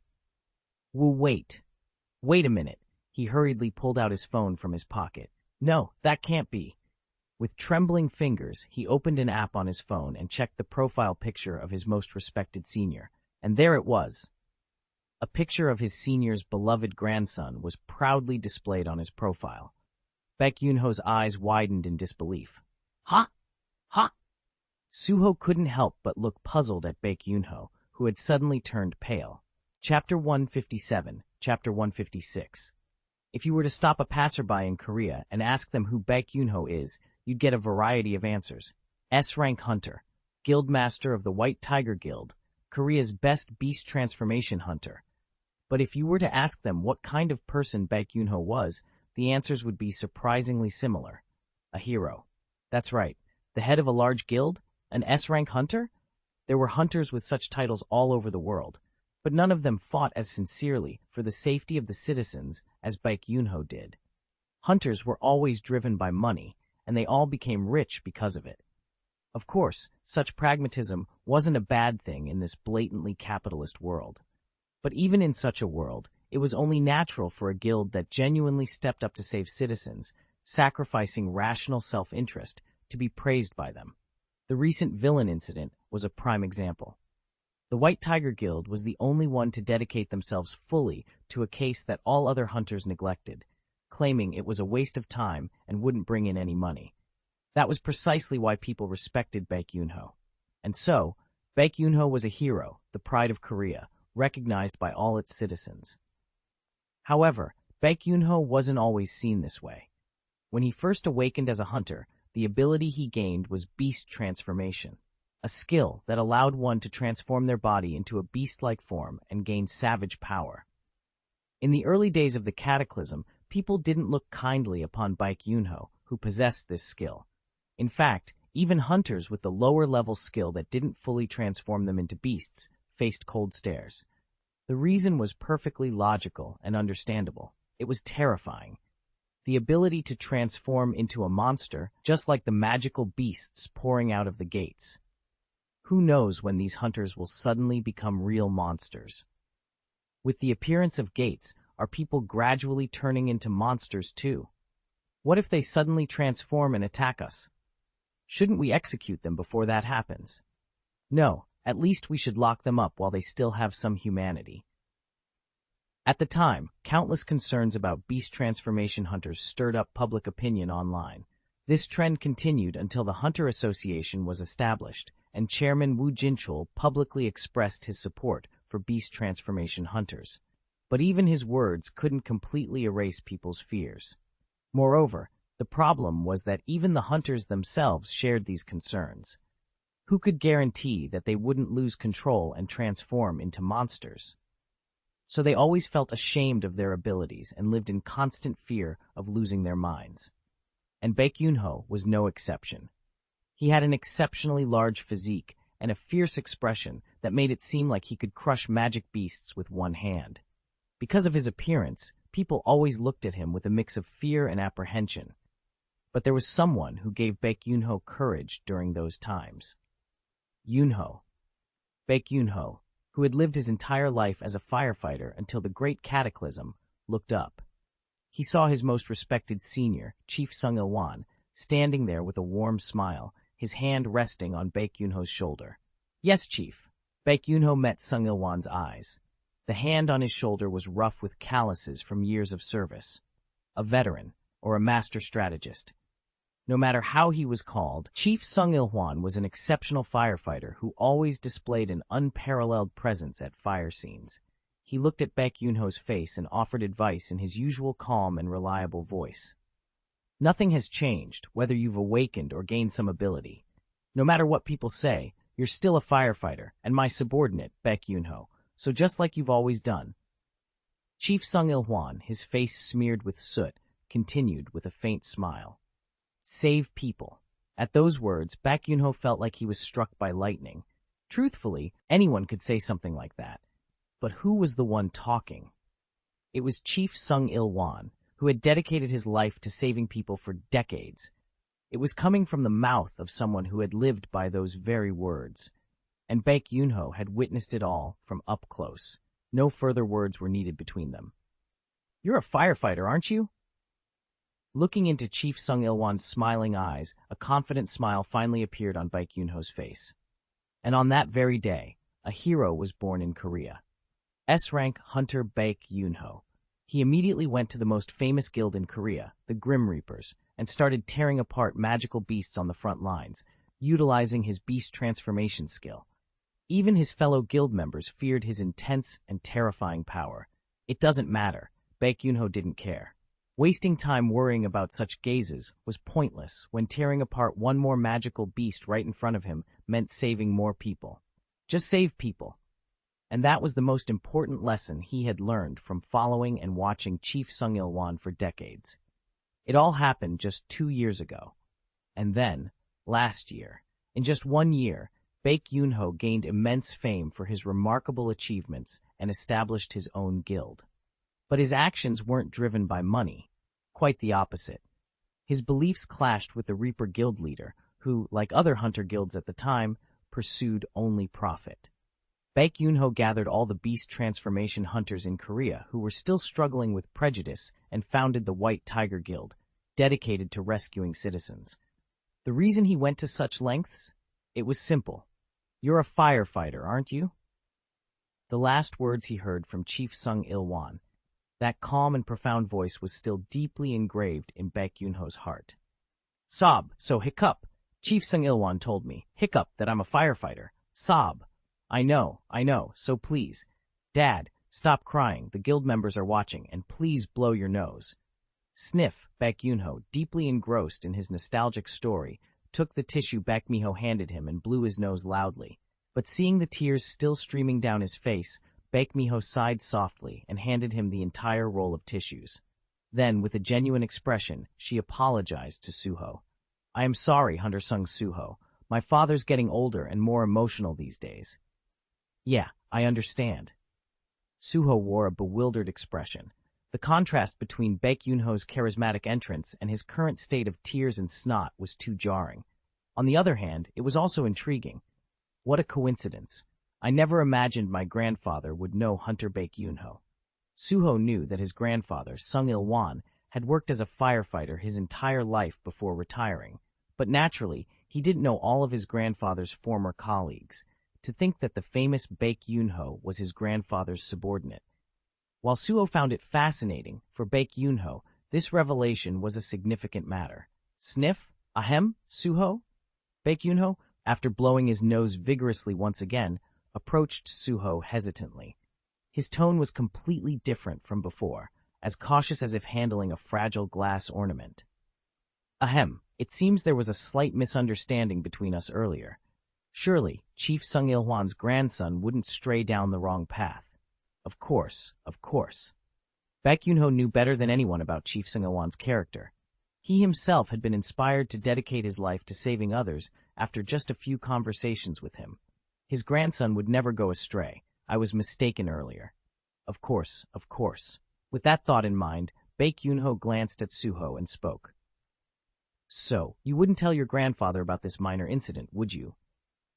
Ah, come to think of it, I haven't called my grandfather in a while. Oh my, wait, calm down. Baek Yunho panicked as Suho suddenly took out his phone. But no matter how surprised he was, he didn't try to snatch the phone from Suho's hand by force. Instead, he hovered around Suho, sweating profusely and trying not to even touch a single hair on his head. Sk. Seeing this, Suho gave a mischievous smile and put his phone back down. Ha! Baek Yunho let out a sigh of relief, his face almost lifeless, and Suho's smile grew even wider. This worked out well. To think the great Baek Yunho would owe me favor. Having to face Itarim's apostles in the future, the more powerful allies he had, the better. He had become close friends with Thomas Andre, but since he was active in the U.S., it would be difficult to get help from him in urgent situations. Suho briefly organized his thoughts on how to handle Baek Yunho and finally made a decision. Guildmaster Baek Yunho, don't worry, I won't contact my grandfather about this. Really? Ha! I knew it. You take after your grandfather, with such a generous personality. But I have a favor to ask. A favor?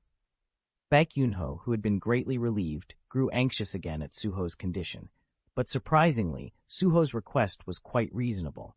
Could you find Hwang Dong-soo for me? He still hasn't shown up here, so I think I'll have to search for him myself. Find Hwang Dong-soo?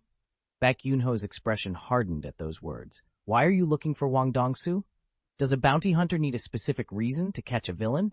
With that answer, Suho presented his Association-certified bounty hunter license. I see. Baek Yoon-ho nodded in understanding after checking the license issued by the association, but he still felt uneasy. We were planning to find Hwang Dong-soo anyway, so leave it to us. But I have one question. Baek Yoon-ho's eyes were now filled with suspicion, just like before Sung Il-won's name came up. Saying he would catch Hwang Dong-soo meant he was confident in facing even an S-rank villain himself. If that were true, why would he hide such power and act as a C-rank hunter? If you find Hwang Dong-soo, will you handle him alone? At his direct question, Suho tilted his head as if he didn't understand. I'd be happy if you killed him yourself. It's only right for an S-rank hunter to take care of an S-rank villain, right? Ah, so that's what you meant. Baek Yoon-ho finally dropped his suspicion, but Suho's next words made his eyes widen again. But please leave Hwang Dong-soo's body intact. Huh? Why the body? Oh, I want to see the body. Just for a brief moment. Chief Sung Il-won. Just what kind of grandson did you raise? Baek Yoon-ho thought he should give his chief a call after a long time.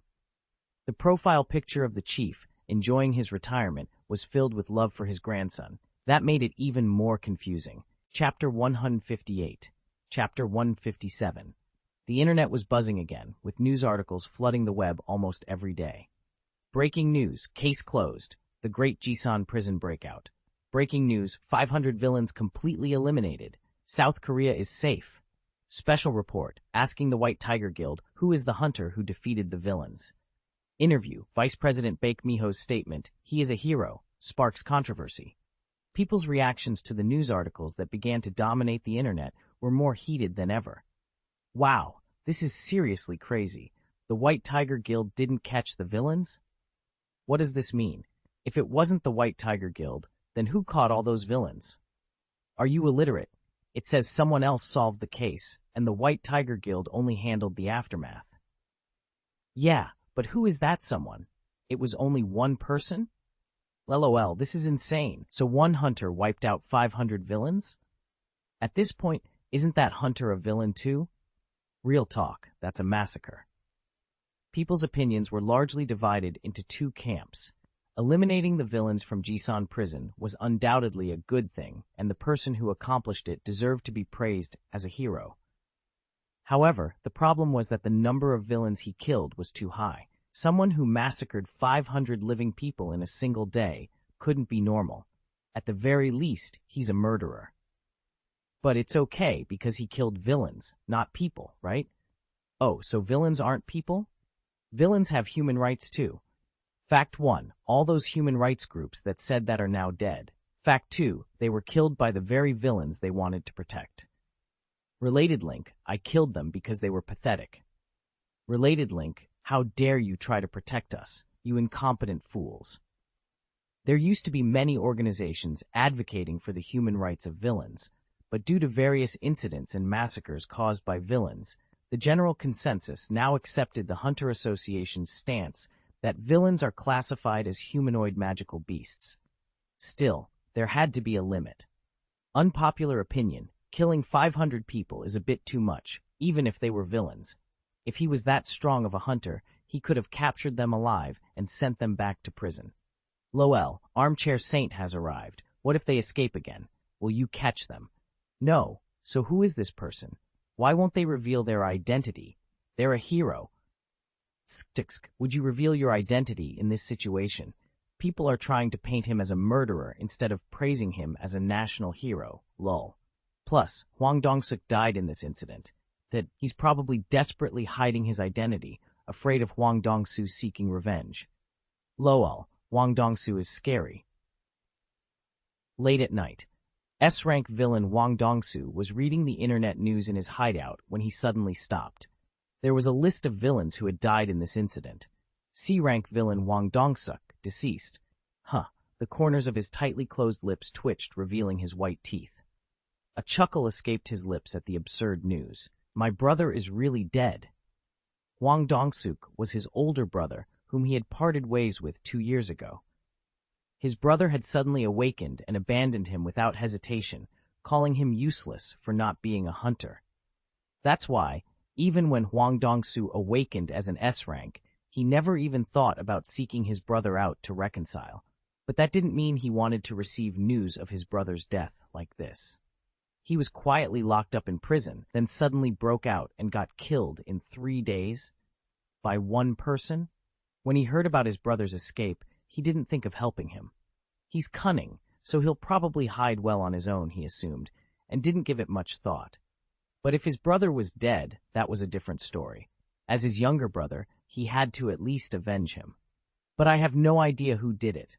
He had searched all L-related articles, but the White Tiger Guild was thoroughly concealing the identity of that person. As someone mentioned in the comments earlier, it was clear they were worried about Hwang Dong-su's retaliation. However, there are no eternal secrets in this world. Hwang Dong-su grinned and rose from his bed, his massive body towering over it. The thick gold necklace around his neck clattered. As he opened the bedroom door and walked out, the luxurious lobby of the mansion unfolded before him. This place was once the secret villa of a corrupt politician, and now, after he killed him and took over, Hwang Dong-su's third hideout. He walked through the empty lobby, out of the building, and made a phone call. It connected quickly.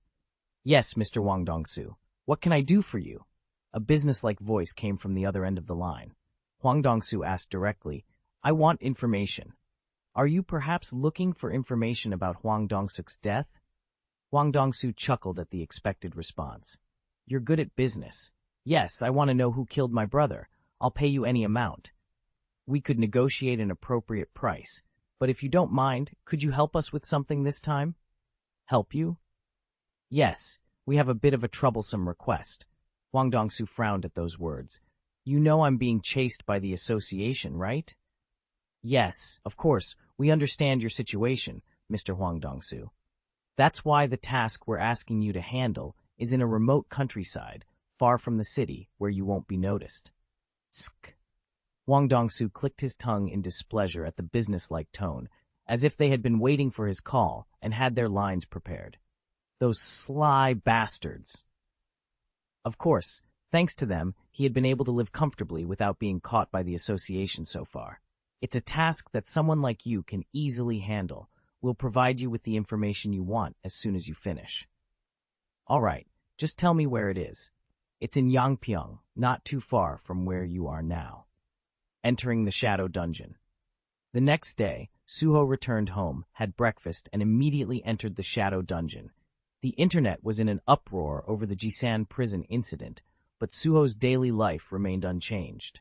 This was all thanks to the White Tiger Guild doing their best to conceal information about him. Of course, it was impossible to keep everything a secret forever, as many White Tiger Guild hunters had witnessed Suho in action. Regardless of public opinion, Suho's identity would eventually be revealed to the masses. But at least they could delay the release a bit, allowing Suho to disclose it when he wanted. "My liege, greed is powerful. To make him your shadow soldier, you must become just as strong as him." I know. That's why I'm here training so hard." Hwang Dong-su, who was once his father's soldier, greed to successfully extract him as a shadow again, whether they met and fought directly, or the White Tiger Guild found and killed him first. Suho's own stats were the most crucial factor. Skill, shadow extraction. Shadow power, no mana required. Extracts mana from a lifeless body and turns it into a shadow soldier. The failure rate increases in proportion to the target's stats and the time elapsed since their death. Level 2 effect, shape transformation. You can freely change the appearance and shape of shadow soldiers. Extractable shadows, 50-50. Shadow extraction skill has a failure rate. Suho recalled the harrowing experience in Egypt when he unsuccessfully tried twice to extract the venomous giant sand centipede. The centipede was beyond his level at the time, and he almost failed the extraction completely. There are 3 extraction attempts in total. To successfully extract an S-rank awakened within those 3 attempts, I need to become much stronger than I am now. That's why Suho came to Amut's pyramid today. As always, he was here to practice the iron body technique for his daily quests. But when he arrived, he found a pitiful mummy who had been forgotten by everyone, continuing his lonely training. Groan. "Keha! That's it! Keep running! Even if your leg bones are crushed and your spine is shattered, you can still run." The mummy, or rather Lim Do-gyun, was trudging through the labyrinth within the pyramid under Amut's terrifying laughter. To call it hard training was an understatement. It was pure torture. Of course, Suho also repeated the same routine every day as his daily quest. But the intensity varied each time. Amut adjusted the gravity field to increase the difficulty of the training in proportion to Suho's stat increases. So he also endured excruciating pain every time he trained. However, he was the son of the Shadow Monarch, Sung Jinwoo. With the leveling system on top of that, his potential was limitless. But what about Lim Do-gyun? He was just an ordinary E-rank hunter. His physical abilities and recovery were only slightly better than an average person, making him the weakest among hunters. He had only one special talent, the running skill. You don't need push-ups. Just run until you're about to die. No, don't you dare to stop, or you'll really die by my hand. Eek. Lim Do-gyun's face paled rapidly as he felt Emmet's genuine killing intent right behind him. He had already surpassed human limits. Even with his limbs tattered, practically a half-corpse, Lim Do-gyun continued to run and run, but he somehow managed to survive. The mummy's bandages wrapped around his entire body were a wicked, useful item that forcibly held his broken body together even if his bones shattered and his muscles and ligaments ruptured. I don't think that's how it's supposed to be used. Nonsense. This bandage is Kandiaru's masterpiece, purposefully designed to be used this way. Amut retorted with a hearty laugh at Suho's muttering. I enjoy watching insignificant creatures like him struggle to become stronger.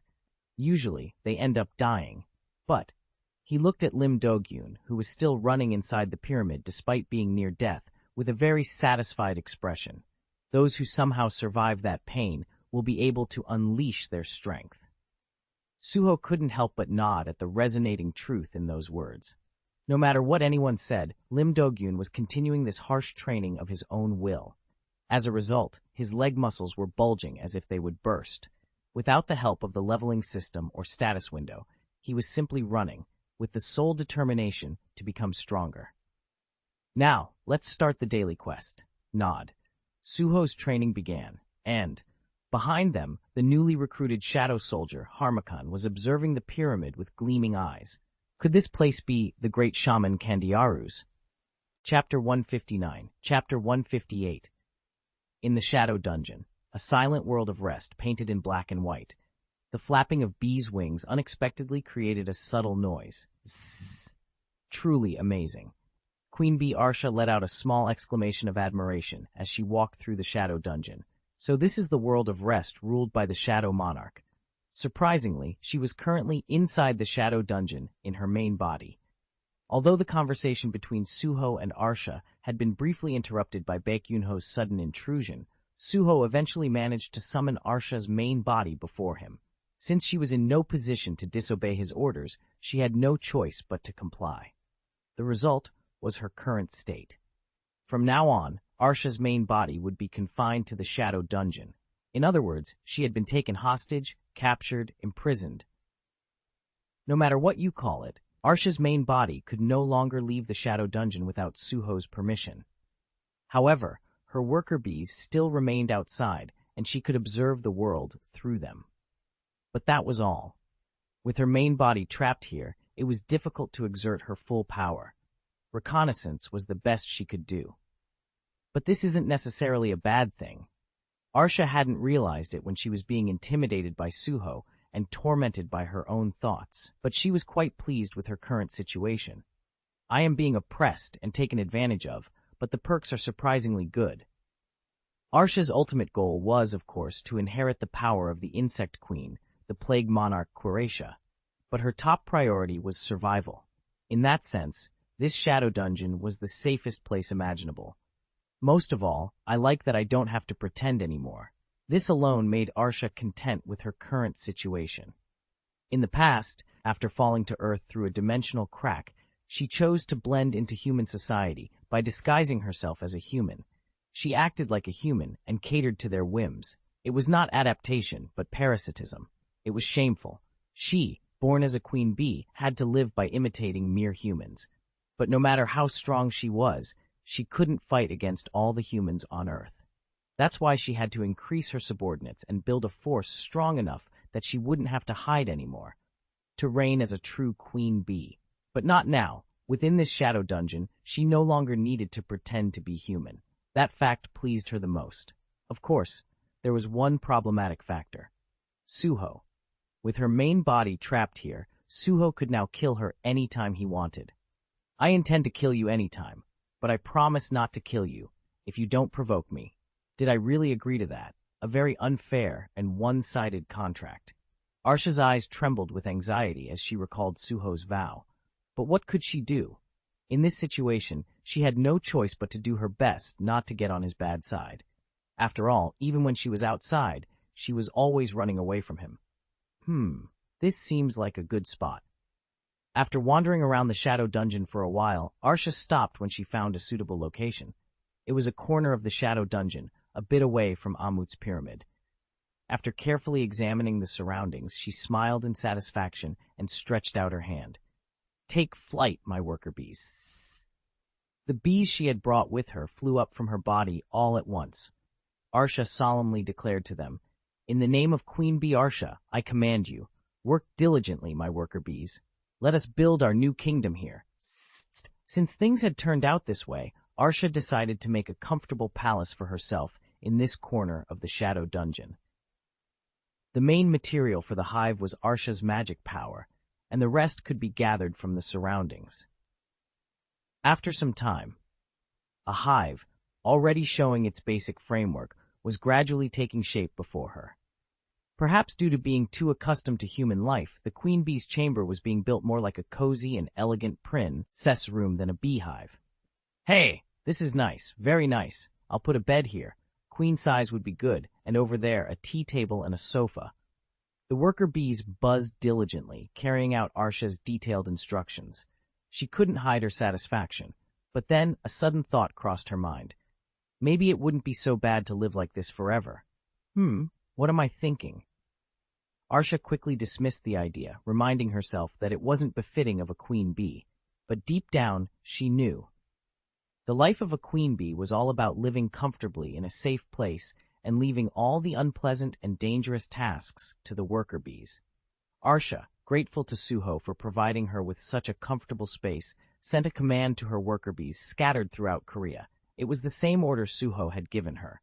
My worker bees, find Hwang Dong-soo quickly. That's right. Suho wasn't relying solely on the White Tiger Guild. He was also using Arsha's worker bees to search for Hwang Dong-soo's location. The worker bees outside the shadow dungeon, upon receiving the queen's command, flapped their wings even harder and dispersed throughout the country. While she was building her hive, Suho finished his daily quest and walked out of Amut's pyramid. You've worked hard. Beru approached him first, followed by Suho's shadow soldiers gathered behind him. Suho's gaze swept over them. Excluding Beru, he had currently stored a total of 5 shadow soldiers. Shadow Lancer Quay, Shadow Minotaur Mino, Shadow Minotaur Tao, Shadow Assassin Kira, Shadow Shaman Harmakan. Among them, the strongest was undoubtedly Harmakan, an elite knight-grade soldier. However, from Suho's experience fighting him directly, his specialties were spells and curses. To utilize him effectively in the future, Suho needed to properly understand the full extent of Harmakan's abilities. Harmakan, tell me about your abilities. Yes, master. The Shadow's explanation followed, and it could be broadly categorized into 3 areas. Necromancy, curses, debuffs, instance dungeon activation. However, the necromancy to summon specters is only possible when there are souls of the deceased nearby. So, it's an ability with situational limitations. That's correct. Suho recalled how Harmakan had used the specters of the dead in Yamri village to attack. Back then, Harmakan used human souls, but in dungeons, it seemed he could use the souls of magical beasts for necromancy. But necromancy overlaps with shadow extraction. Strictly speaking, the shadow power was far superior to necromancy. Then, in the future, I'll extract strong magical beasts as shadow soldiers and use the souls of the remaining mobs as materials for necromancy. Understood. And the curses I use are... let's see that with our own eyes. Harmakan felt a sense of foreboding at Suho's sudden grin and quickly looked around. The other shadow soldiers had surrounded him in a circle. Master? Everyone, attack! Whoa! As soon as the order was given, the shadow soldiers launched a fierce attack on Harmakan. Harmakan, flustered, hurriedly began casting curses. System messages appeared one after another before Suho's eyes. Harmakan uses skill damage amplification. Harmakan uses skill exploitation. Harmakan uses skill thorn of pain. Yes, that's it. Suho nodded, confirming the effects of Harmakan's curses that he had experienced firsthand. Damage amplification is a debuff. Exploitation absorbs health. Thorn of pain reflects damage.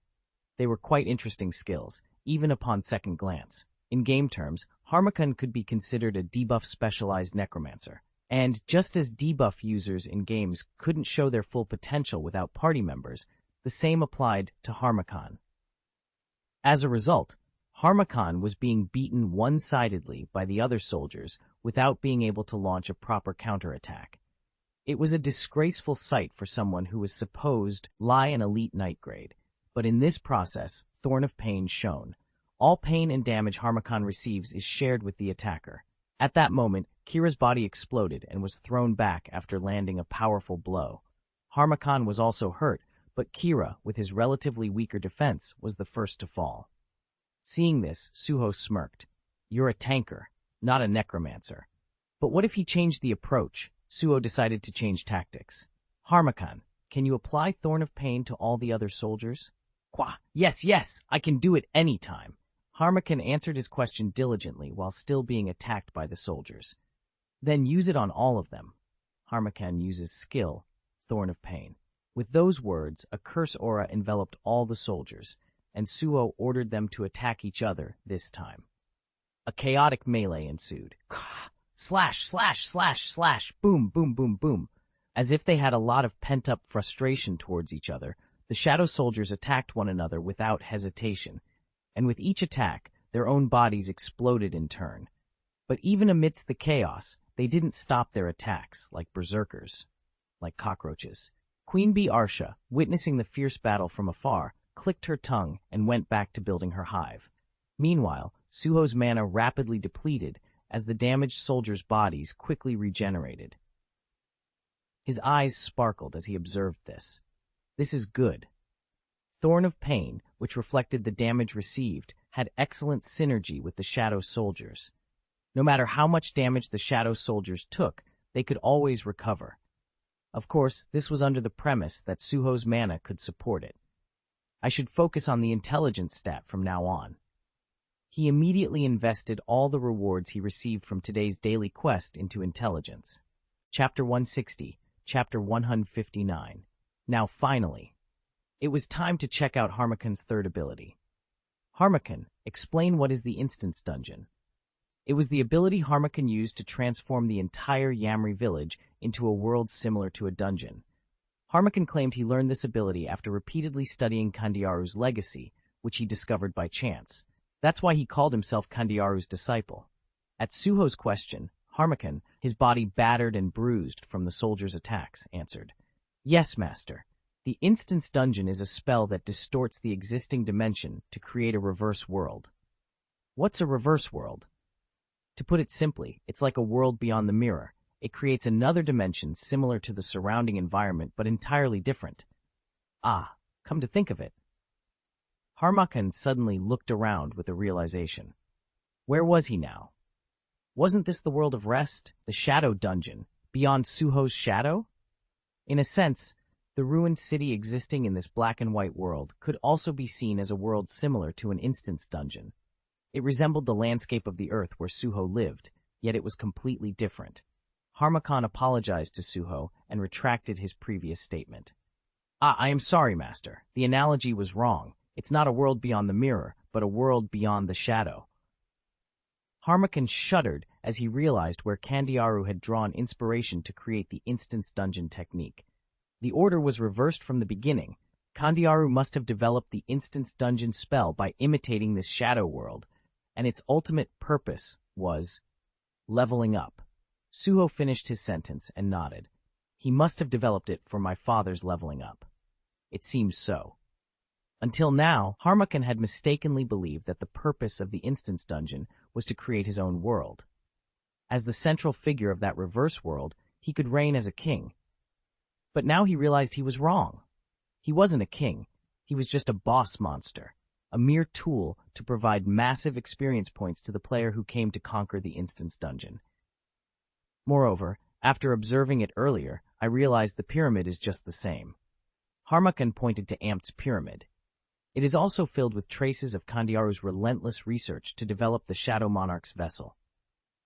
That makes sense. Suho nodded at his words. The Iron Body Training Ground, the instance dungeon. In the end, the result of all that research was the leveling system his father used, and ironically, the incomplete traces of Kandiaru's efforts were drawn one by one towards Suho. And as a result, Master, the instance dungeon I independently mastered has the characteristic of attracting beings with evil souls in the vicinity. Evil souls, like villains? Yes, they can deceive with their mouths, but souls cannot lie. I can confidently say that nothing surpasses my magic in discerning evil souls.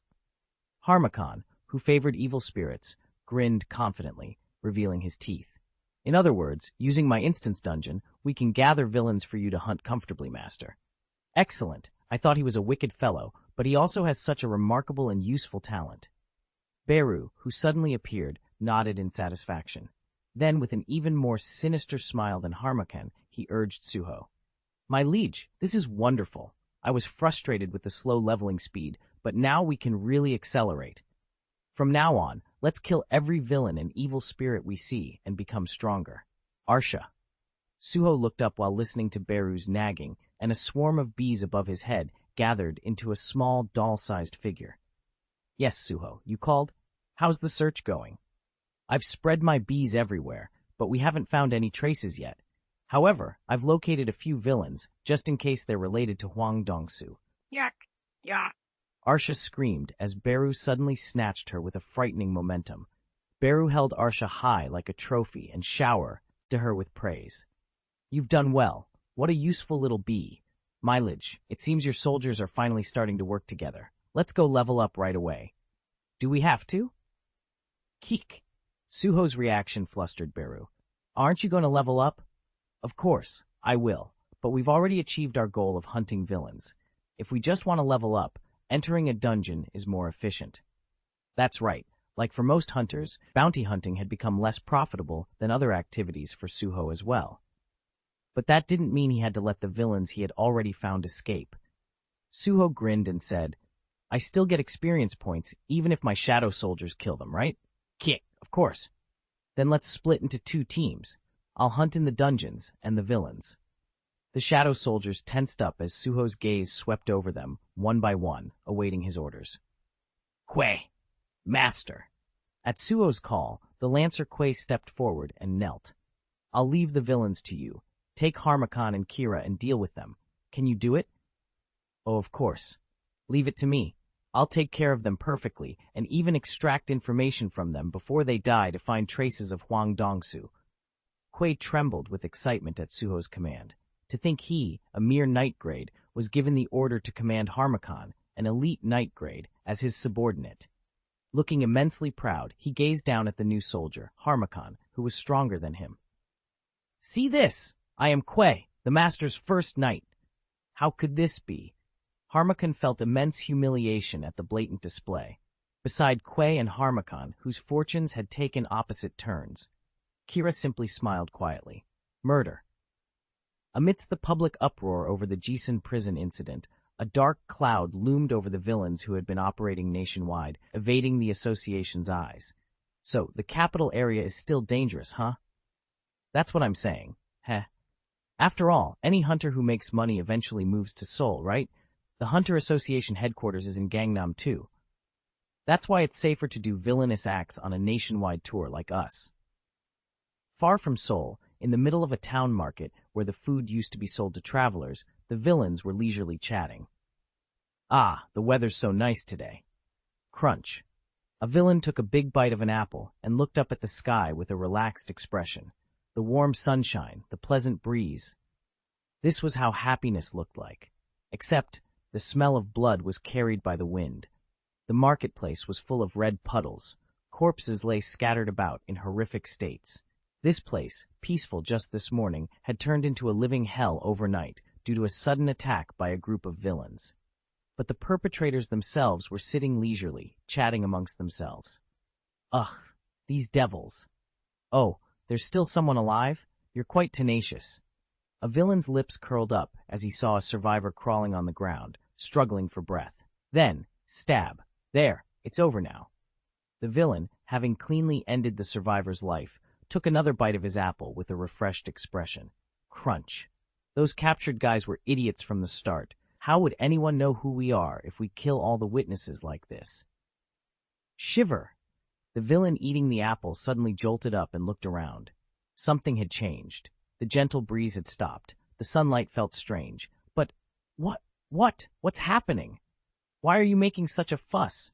His companions tilted their heads in confusion at his sudden outburst. That's right. On the surface, nothing had changed. The smell of blood, the corpses, and his comrades who had been working together for months. But something definitely felt different. Shit, what's that on your... What's wrong with him? The villain, who felt no change, was simply puzzled as his comrade yelled at him, and then, slice. Huh? The head of the villain, still sitting calmly, was clean, lie severed, thud, his head tilted to the side and rolled on the ground. What the fuck? Whack! Finally sensing the danger, the remaining villains jumped up and started looking around cautiously. At that moment, a voice whispered into their ears. Who's there? Slash! The villain, startled, turned around only to have his neck sliced as well. Now, too. The voice that came like the wind again contained a hint of satisfied laughter. Everyone, be careful. It's an assassin-type hunter. Use detection skills. Ah, shit, what's that? The villains were horrified. Swoosh, they saw specters rising like mirages from the corpses they had killed. Ha ha ha, there are many souls who hold grudges against you. Necromancy. Along with Harmakon's sinister laughter, countless specters grabbed the villains' ankles and strangled their necks. Ghosts? Damn it. Whatever it is, let's get out of here. You can't. Shing! Qui suddenly appeared and pierced a fleeing villain's thigh with his spear. Then he grabbed the terrified villain's hair with his rough hand, lifted his head, and met his eyes. I really enjoy chatty fellows. Hick. The villain's face turned pale with fear at Qui's sinister smile, whose eyes had reverted to those of Lee Minsung, the former vice president of the Reaper Guild and an A-rank villain. Grinning, Kui asked him, Now, spill everything you know. If you stop talking, I'll rip your tongue out of your mouth. Not to be outdone, Harmacon grabbed the soul of an already dead villain with his wicked hand. As expected of a night grade. You can even ask questions after killing them. Kui clenched his teeth. Ding! Level up. Huh? Already? Suho suddenly leveled up. He was in the middle of going through guild establishment paperwork with Yu Jinho's secretaries and scratched his head in confusion. Just how many are they killing? South Korea was steadily becoming a villain-free country.